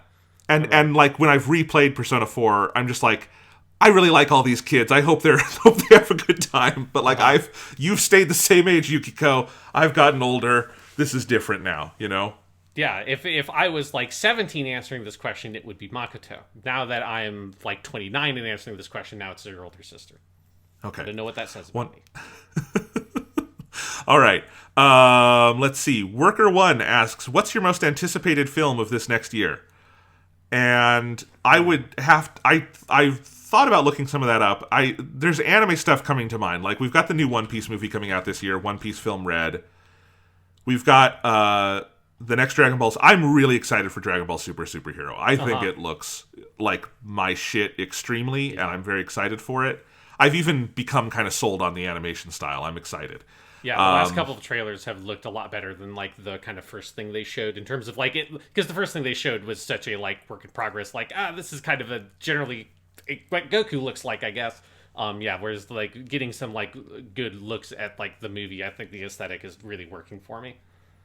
Also, the voice cast, like, it's got Hiroshi Kamiya and Mamoru Miyano as the two new androids, and they sound great, and I can't wait for that. Yeah, they're good additions to Dragon Ball. Yeah, I'm very excited about that. Here's one for me. This technically doesn't have a date on it, but they have shown a trailer, and I'm willing to bet it comes out next year. I think probably the only reason they haven't given a date on it is probably like COVID stuff. But it's an anime movie called Alice in Teresa's Illusion Factory. And it's directed and written by Mari Okada, who is the writer from the Super Peacebusters creative team that we talked about a lot with Iron Blooded Orphans. She has directed one other movie before in 2018 called Makia When the Promised Flower Blooms, which is her directorial debut. She also wrote the screenplay. That movie is fucking great. And it is a great movie in any context. It is kind of an unbelievable movie as someone's like directorial debut, because it is like amazing and very complicated structurally, because it takes place over the course of like a human lifetime, and it's got like a very complex parallel subplot that goes on. It's a really great movie, and they showed a trailer for Alice in Teresa's Illusion Factory like a month or so ago, and it looks really good. And I'm very excited for that. There's no date on it yet, but that's one that is put on my radar, because I watched Makia around the time we did the Iron Blooded Orphan stuff. And that movie was very impressive. I just realized I've heard of that film and I hadn't seen it, and I'm going to go buy that Blu-ray right now. I want to see that movie. Yeah. No, I'm excited. That sounds awesome. Makoto Shinkai has a new movie coming out this year. They just put out the new trailer for that. It's called Suzume no Tojimari, which is Suzume's locking up, is how it's sometimes translated. That looks great. I mean, it's a new Makoto Shinkai movie. It will be one of the best films of the year. He's on like a Hayao Miyazaki kick at this point of like all of his movies are just really fucking great. You know, Weathering with You, I know that one was more divisive than Your Name. That's my favorite Shinkai thing. I think Weathering with You is fucking phenomenal. So I'm very excited. The trailer looks gorgeous. It's another one that this is now officially becoming a trend. It's another anime in full widescreen, anamorphic widescreen. And like more and more directors are doing that, and that's really cool to me. So these are all anime movies we're listing because that's where my head is at. In terms of American movies, I don't know off the top of my head. I would have to like look at what people have coming out. Like the Marvel movie, Marvel actually has some ones this year I'm excited for. I'm really looking forward to Doctor Strange. I'm looking forward to the new Thor, stuff like that. But yeah, the things I'm most excited for right now are various anime things that hopefully we get in theaters. Yeah, here's another one that I had to look up because I knew it was relatively soon. It's even sooner than I thought, at least in Japan. I didn't know what the plans are over here, but Shin Ultraman is May 13th in Japan. This is the kind of like basically the same creative team from Shin Godzilla. Like Hideaki Anno's not directing this one; he did the screenplay. But Shinji Higuchi, who was the co-director on Shin Godzilla and also like one of the major figures in EVA, is directing Shin Ultraman. So I'm sure this is going to be very good, and I'm excited for that because it's not a Godzilla, but anything that I can get that like gives the same kind of tone as Shin Godzilla, like I'm fucking jonesing for. So that's a big one for me. Yeah. Not a ton on the Hollywood side that I even know on the top of my head. Spider-Man Across the Spider-Verse is supposed to be this year. That would be very high on my list. Mm-hmm. I keep feeling like that one could slip because it's a big, complicated production, but, the trailer played when I went to see Sonic 2, and, like, good God, that looks amazing. This is not a movie that I think is going to be, like, a great movie, but I am excited to go see in a theater. The new Top Gun that they're making, Top Gun Maverick, I don't know if you've seen any of the trailers. All of the aerial footage in that movie looks unbelievable. It's all like they strapped cameras to planes and like IMAX cameras to planes and just like sent them up. I would happily go see that movie like on mute in a theater just for all that footage, that kind of thing. Yeah, because I feel like I forgot that movie was coming out because I feel like the trailers for that movie were forever ago. Yeah. Did that get like delayed because of COVID or something like that? Yes. Yeah, it got delayed several times. It's finally coming out, I think, in May. Is the date they've settled on. Man, I'm looking forward. There's more coming out this year than I remembered. Black Panther is also still scheduled for this year in November. Creed 3, the next Creed movie. The first two were great. This one is Michael B. Jordan is directing it himself. Are they making the E's in his name threes? That's my big question for Creed. It's just Creed and then the Roman numeral 3, but we haven't seen a poster or anything yet, so we don't know. Hopefully they don't fuck it up with the poster. Yeah. And Sean, the Mario movie is supposed to come out this year in December. That's its date. The Chris Pratt cursed Mario movie. Oh, God. Here's the thing. Here's the one. Avatar 2 is scheduled for December 16th this year. That is the most delayed movie in movie history at this point. But it has not been delayed for a while now. It's still planned for this year. I don't have like an intrinsic excitement necessarily for a new Avatar, but after so many fucking years, I am super duper curious. Yeah. What that movie is, how it does, how it's received, all of that, Yeah, that's definitely a movie that I have like very like effectively no personal interest in, but have like an intense academic interest of like what is it?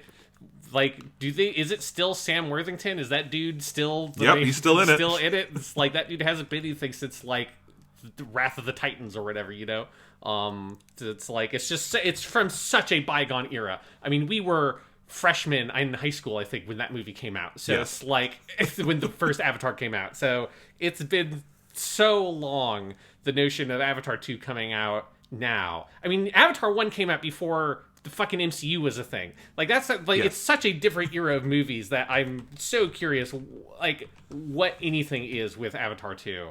So yeah, hopefully it does come out, Either it comes out or it's like a secret like, tax scam or something that James Cameron is doing. That's like I think the two options at this point. It's, I'm super curious. I guess this means we will have to do an Avatar podcast when that comes out. Because I don't remember that movie. And yeah, so we're going to have to do an Avatar podcast. That'll be interesting. I think everything I've been hearing about these movies is that they're going to be very focused on, like, ocean biomes, and that Cameron has spent this, like, last decade working actively, and we've known some of this because, like, the Marianas Trench stuff he did, like, doing a lot of underwater research for them. I do think the potential for these to be like visually and aesthetically like amazing movies is like very high. But I'm so curious like what the heck it is, because again we obviously don't have a trailer or anything, so yeah, we'll see. Yeah. Let's see. This person, Worker One, also asked. This is a Gundam question I thought was fun. Would you prefer an animated Crossbone Gundam or Tomino coming back and doing a full series version of F91? I think I would prefer an animated version of Crossbone, just because F91 just feels like it's its own thing at this point, right? Like I think it would just be like weird. Also, the guy who voiced, I guess this is relevant of Crossbone as well, because the Seabook is in there as well. But unfortunately, the guy who played Seabook in F91 passed away several years ago.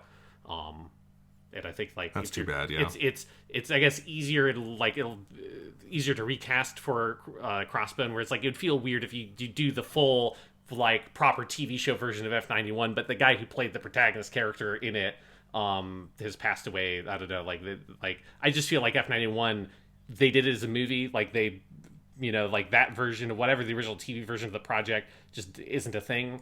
Became a movie, it's fine. Whereas like Crossbone Gundam, the manga is really good, and it is this weird thing that feels like it's just been floating in this sort of nether space in Gundam of why the fuck have they not done an animated version of it.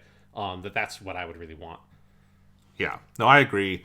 We've talked about this before. One of my dream Gundam projects is they do, what they did for Unicorn and for the Origin, but do it for Crossbone. Do 6 or 7 theatrical OVAs. That's basically you do one OVA per volume of the manga, and it's going to be a great show. Yeah. So, yeah, one day I want that. Let's see. Bebop Chad. That's a good name. When are you going to do podcasts on the Alien franchise? I want to. That's actually a series I would very much like to do, because that is a really interesting set of movies.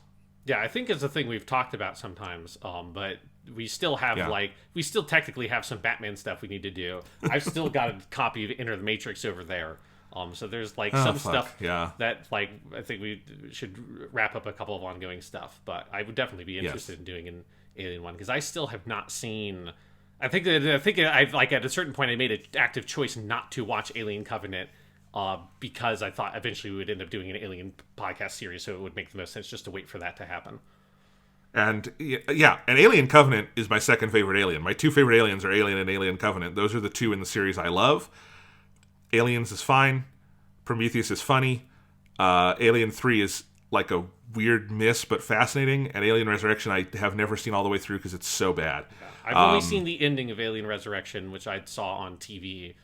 And in that era when like you just flip through channels, and then I saw the end of that movie, it's like, okay. Yeah, bad movie. But Alien is a very interesting franchise, so that could be fun. Mm-hmm. Let's see. Connor asks, if you could adapt any story that hasn't been adapted before, which one would you choose? What medium would you adapt it in? That's a big ask. Genshin Impact anime. I feel like that's too easy. I mean, it's the thing on the top of my head. I looked over to the side, and I've got my Genshin Impact cards that I bought from Japan forever ago. So I saw those, and I'm like, oh, right, I want a Genshin Impact anime. Like, that's a very easy, off the top of my head, answer to that question.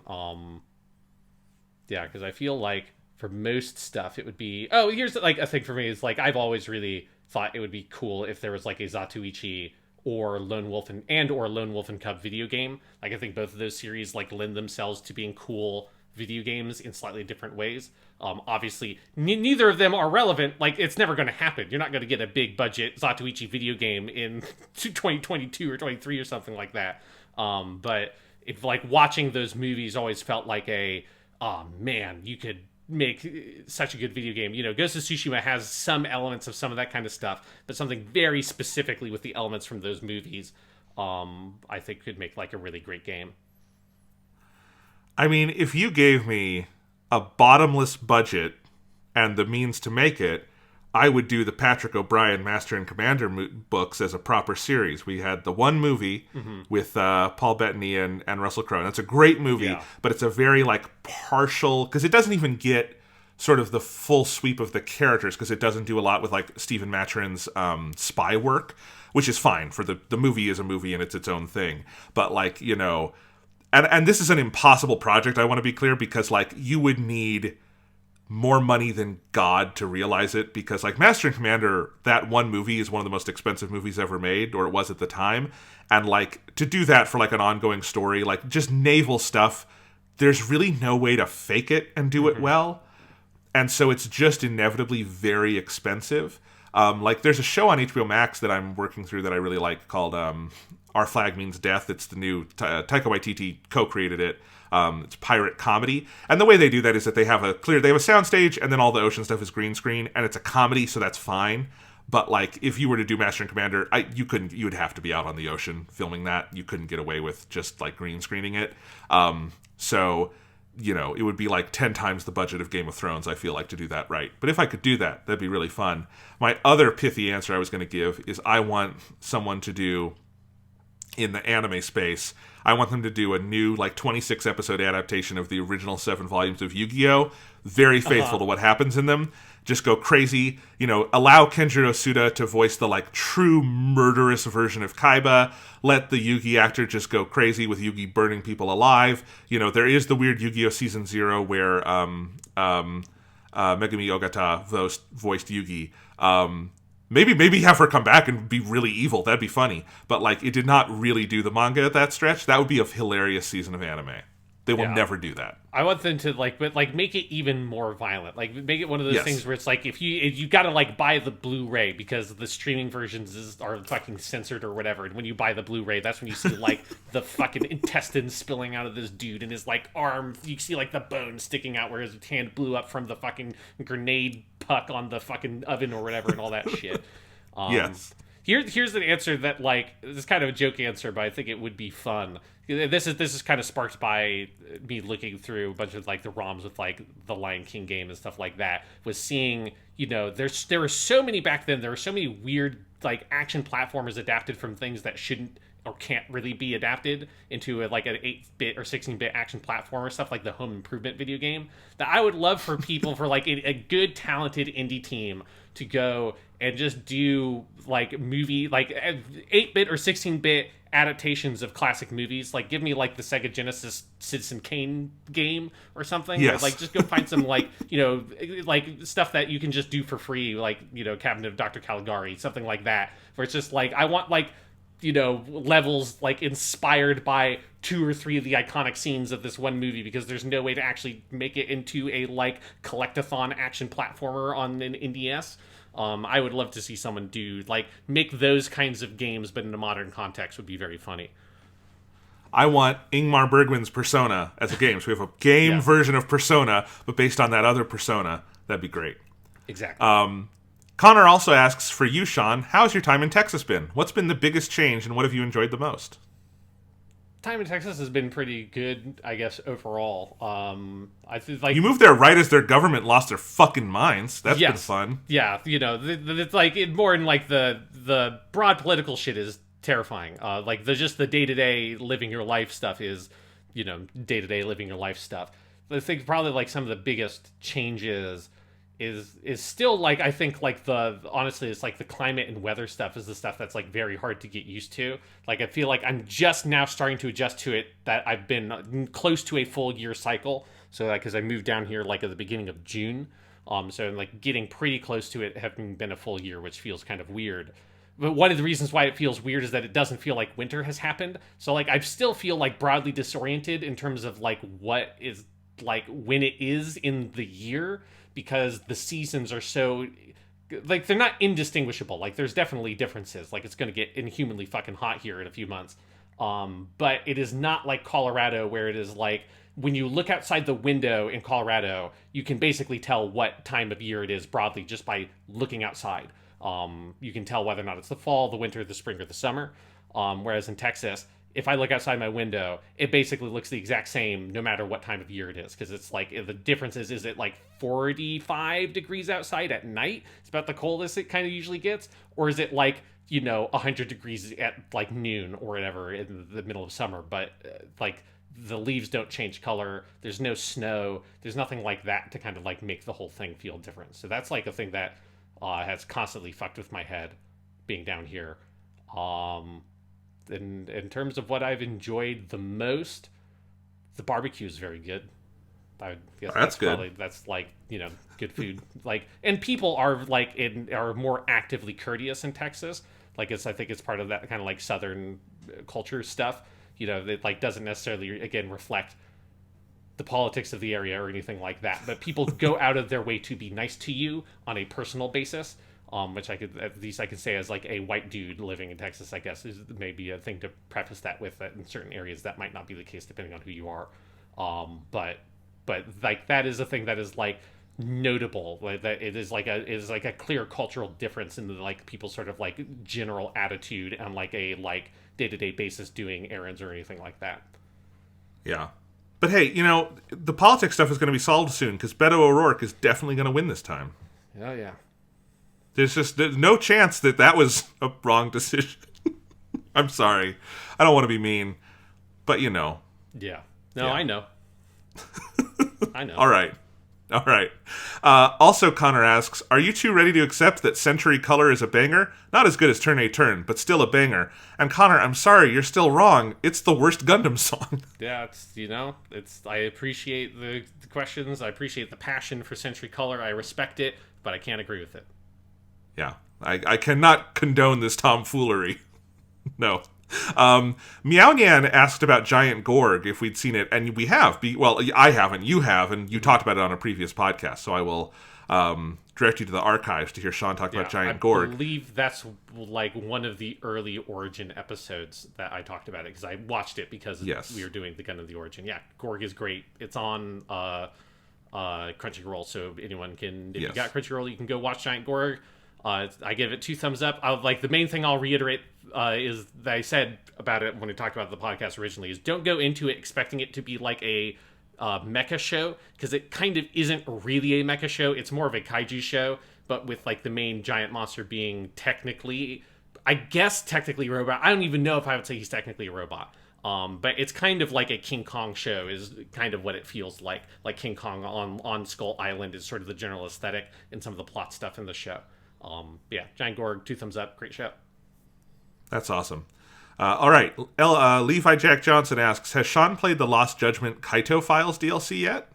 No, I do have them. I downloaded them the other day. I just haven't gotten around to playing it yet. But yes, I'm excited. I think you play as Kaito, who is the main character's kind of like best buddy, who's like an ex-Yakuza dude, and he's a great character. So, I'll definitely get into that sometime soon. Yeah. I'll talk about it on the podcast when I play it. Yeah, and Levi was just saying he just played Lost Judgment and loved it. Asked if I had plans to play them. Plans? No, I want to. Like, I have a strong desire to. I did get in a sale Judgment on PS5, and Lost Judgment is on sale enough that I'll probably pick that up next time I see it on sale.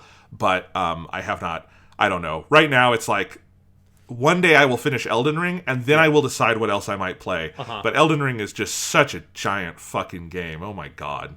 You know? I mean, I'll also say the main reason why I haven't actually played Horizon Forbidden West yet is just like, I think I'm about ready to start on Horizon 2. But like, after Elden Ring, I had to take like a break from big video games. Because I think if it's the same for you, Jonathan, you might have like a cool off period after Elden Ring also, where you just only play some smaller stuff like Vampire Survivors and Genshin and don't jump into like a big game right away. Because Elden Ring is all consuming while you're playing it, and weirdly enough, kind of after you're done playing it too, it kind of just consumes your entire soul. Right. Our top 10 list this year might just be 10 things we loved about Elden Ring, and then we mentioned some other games. Like, that's might be what it has to be. Yeah. Ever since a Gundam asked which of you would win in a race, it would be Sean. I'm not as Sean's much more physical than me, sadly. Yeah. I have no qualms about just saying that I would definitely win in a race. But which one of us would win in a Mario Kart race? Probably you. I haven't played Mario Kart since Double Dash, so I've played Mario Kart Wii a couple of times, but I never owned Mario Kart Wii. So here's how it would go. I would beat Sean the first couple of times, and then because he's naturally better at certain video games, he would come ahead of me and wind up beating me by like the 4th round. I won't disagree with that. I think we've played each other in Mario Kart on the Wii version. Yes. But in 2007 or something, and I don't remember how any of that went. I remember vividly that you refused to use the Wii wheel, so I had to figure out how to get like a normal controller set up for you to play Mario Kart, and being annoyed at that. And then you won because you were using a normal controller, and I had to concede that the Wii wheel was stupid. I remember that pretty vividly. Oh yeah, I remember that now. Like I couldn't remember if that was with you or with someone else, but yes, yeah, like I remember because I remember making the jokes about it being the wheel, right? Right. And then yes, and that like the idea of having a steering wheel that has literally no feedback whatsoever is complete fucking madness. Like imagine trying to steer a car in real life with just a floating steering wheel in front of your hands that's not connected to anything. Like you would just never be able to do it. Like imagine trying to like hold on to it and like trying to do anything more than a turn that's just like one where you can just rotate your arms to do. It's just like fucking so stupid. What an awful idea that was. It was a very awful idea, but you know what? I think there's a non-zero chance that Elon Musk, that stupid motherfucker, implements that in a future Tesla. Yeah. Like, have you seen the fucking, like, some of the Teslas now don't have steering wheels. They have, like, the, like, I don't forget, they call them yokes, and they're, like, not a full wheel. What if, like, Elon Musk implements, like, there's no steering wheel, there's a Bluetooth Wiimote style thing, and that's how you steer your car? I would not put it past that stupid asshole. Yeah, the thing about steering wheels is like it's a hell of a good invention. You know, it's like a very simple machine that has like a great degree of sort of control on it that also, you know, gives you a lot of like power and control over the direction of the wheels. Like the steering wheel is like A plus invention in the history of mankind because of its simplicity and its effectiveness. But part of its effectiveness demands that it is physically attached to something. Yes. Okay. The QSec asks, if you guys had a major say in the production of the new Gundam Seed movie, how would you handle things? Would you do A, an MSG The Origin style treatment, so I guess that would be like a Seed prequel, B, a straightforward Seed Destiny sequel, or C, stuff it, new characters, new story? I think I would probably do something that's like between a B and a C, right? I would want something that's like mostly a new story, but I'd be interested to see like a significantly older versions of like Kira and Lacus and stuff. I mean, you know, like they're like full adults 20 plus years later or something like that. Like I don't think there would be I don't see a good reason to, or there'd be no point in making it a Seed thing if it's totally disconnected from those characters, because the setting of Seed, while there are some unique elements about it with like the coordinators and stuff within the realm of Gundam, it's not so distinct and unique that like it would be an attractive proposition to make it something that's like a Seed story just because it's in the same setting. I think you want it to be a Seed story so that you can follow up on some of those characters. But I also think it needs to be further enough along that it does have its own unique Gundam boy protagonist or something like that, is what I would do. I think that's probably the right answer, but here's my answer. B, all the way, straightforward Seed Destiny sequel. It starts. Let me pitch this. Okay. Final image of Seed Destiny was Kira and Shin Asuka meeting at the grave and like shaking hands. Remember that? Yes. Okay, we start on that image, and Shin pulls out a knife and stabs Kira in the throat. Okay, that's the start. Is Shin murders Kira, maybe stabs one other person there who we don't care about, and then runs off and steals a Gundam. And Shin is the bad guy, and he is going to get his finally, and he's just going to destroy shit, and they have to team up. Kira's dead, because Kira fucking sucked by the end of Seed Destiny. So Kira's dead, lying on the ground. He comes back anyway, because no one stays dead in Seed, right? So 20 episodes later, he comes back anyway, and becomes annoying again. But no, it is just Shin gets to be the full fucking bad guy, and they are fighting him. And he wins in the end, because, you know, this world was annoying and stupid. I just go full throttle on the Seed Destiny logic. That's my pitch. I think that would be a shocking beginning to the new Seed movie, is you start on that moment, and Shin just stabs Kira in the throat. It would be very shocking, yes. Like, it would be fascinating to see them try to do something that is, you know, obviously, you know, they're not going to do that specific thing.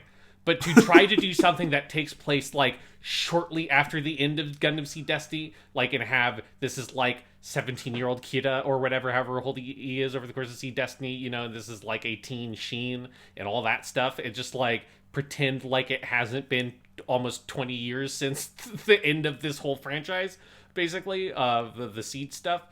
It would be interesting to see them try to do it. I think you have to set it further in the future, though, if you're trying to approach it seriously.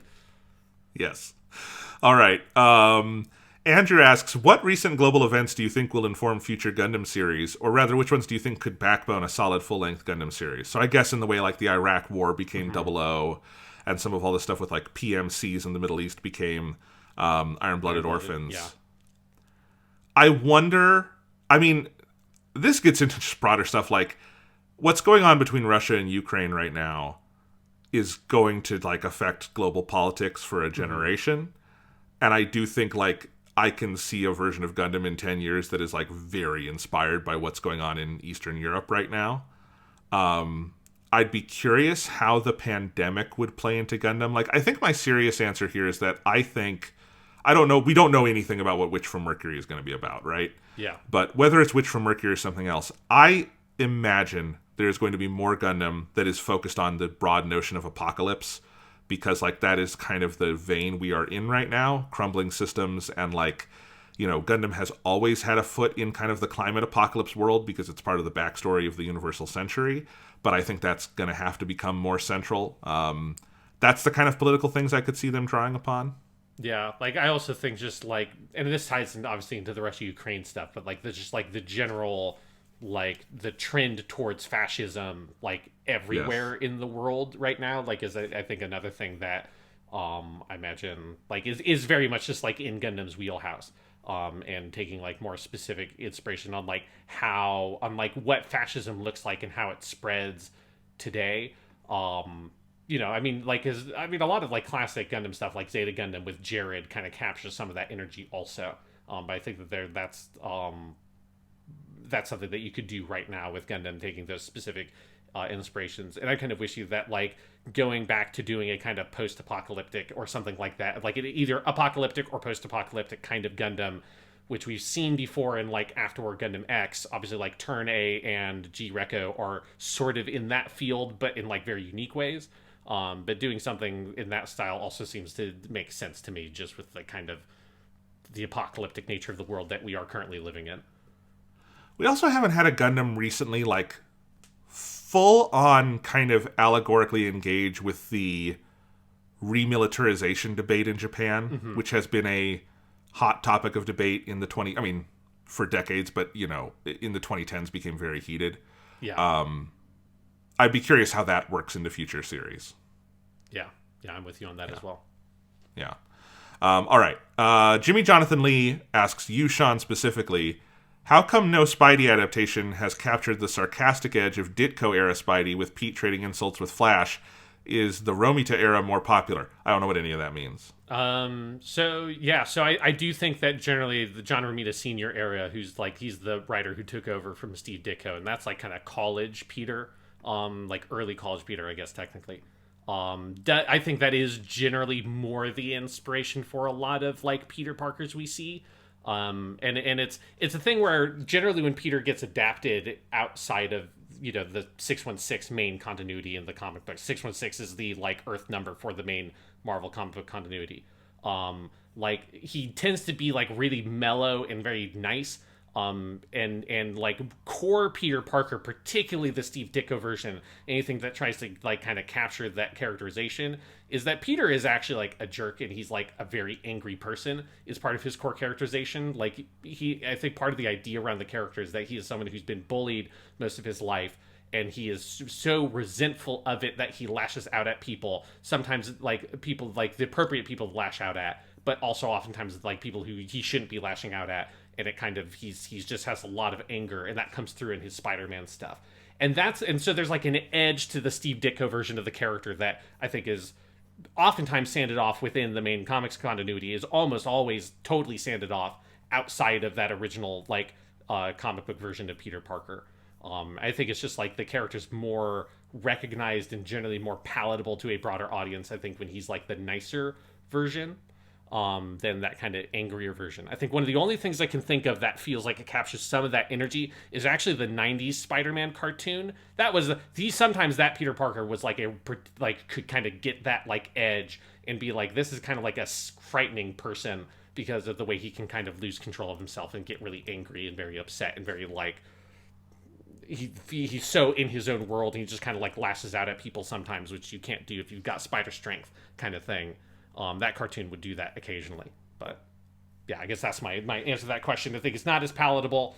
I would be interested to see a take on Peter Parker in like a movie or something that has him more towards that original Ditko style characterization. Another question he asked, that this will be our final question today actually, is which Gundam alternate universe should get more sequels and spin-offs? After War X, the After Colony era of Wing, Anno Domino, what have you. I have a very clear answer here, Sean. I know mine, number one, with a bullet. Okay, what's yours? G Gundam. I want new G Gundam. I want another story. It's so repeatable because it's this tournament that happens every 4 years. And I think you could do, and we've seen this kind of in the Build Fighter stories, but like I would love to see a new G Gundam that is a 26 episode anime, like very focused, very tight, and like does that concept again and has like all the Gundams from the different worlds. Maybe make it a little less racially insensitive than having the Tequila Gundam, you know, that kind of thing, but still have fun with it. And you know, maybe Domon could be in it as like a, you know, trainer or something, but you would obviously have a new Gundam boy. And like, I think if they do another sort of Build Fighters-esque show, that's kind of what I would like to see. Is like straight up like proper like G Gundam sequel. That to me, like, and I'm being completely serious here, I think of all the different alternate universes, that one has the most untapped potential because like I don't need any more Double O. They did it all for me. I don't need any more Iron-Blooded Orphans. They did it all for me. I don't need any more Seed because Seed Destiny killed my interest in it, you know? But G Gundam, I love G Gundam to begin with, and also there's a lot of fun you could have with it, specifically like with modern animation and like the way we like anime is structured now. I think you could have a lot of fun with it. Yeah, I think I generally agree that it's just one of the places where, partially because it's so different, it is an area where like Gundam, particularly in like TV anime, is not fully explored. Like Build Fighters is the clear broad successor, like the Build Fighters franchise. But it's not quite the same thing because it's the whole like real humans in like our world and not, you know, insane people in a crazy weird, I mean, that's, you know, a post-apocalyptic set Gundam basically, and all that kind of stuff. It would be interesting to see them do another G Gundam thing. Yeah, and I think I generally agree that most other AUs, I just don't think, I think you could do other series set in them, but it would be a thing where it's like it would be its own story, and it would just be like borrowing that setting. It's like I could definitely see them doing another story in the world of Double O Gundam, or like particularly I think Iron-Blooded Orphans is one where I think the world building in Iron-Blooded Orphans is so interesting that I could see another story set further in that universe, and kind of playing with that, and you would maybe have some like cameos with like Kudelia or someone as like a political figure in the background in like the older version of that character, but something that's more broadly its own story. I think like IBO, there's a lot of space for that, and that setting is cool and unique. But generally, all those settings are kind of designed to tell the specific story of the TV show they told. And so it is not a thing where I feel like I'm chomping at the bit for more of it in the way where, like, Universal Century Gundam, partially because it was the original thing, like, had so much space where you were so fascinated to find out like more about what's going on in that world. How did the 1 year war happen? What is going to happen after it? What are like there's so much space to tell within the 1 year war itself with weird side stories and manga and stuff like that. I think like I definitely see why the Universal Century is so rich with side stories and like expansions and sequels and all that kind of stuff. Whereas most of the other Gundam settings feel like they're more kind of narrowly designed so to tell that story, that when that story is done, the setting is no longer necessary. My other answer, I mean, that's all very smart, Sean, but I think the other good answer here, beyond G Gundam, is I want an OVA adapting all the Gundam Wing Christmas carols we read on the Christmas special last year. Oh, God. No, that was Gundam Seed had one, too. Yeah, do a Gundam Seed one for that, too, yeah. I would want to see the Gundam Seed one, because that one was, like, ridiculous and actually kind of funny. Yes, I would absolutely love to see a ridiculous OVA adapting the like, what is like people are getting assassinated by a reindeer or some shit. It is like, what the fuck is going on, and all the crazy gags in that. I would watch that. Yeah, go listen to the Gundam Christmas special from last year if you do not know what we're talking about. It's very fun. Reminds me, I I only have like 8 months left to figure out the next Christmas special, Sean. I got to get on that. Good luck. Jesus Christ. All right, that's going to be it for today. Because we gotta go work on this 10th anniversary podcast, Sean. Yes, we have the 10th anniversary podcast mines we built for ourselves that we gotta go mine in. But this was fun. It's always fun to get like some listener questions in. Yeah. So thank you guys for sending those in. We'll see what we're doing next week. I don't know yet. We'll talk to you later about all of that. Have a good week. And again, thanks for writing in. And we'll be back with more stuff.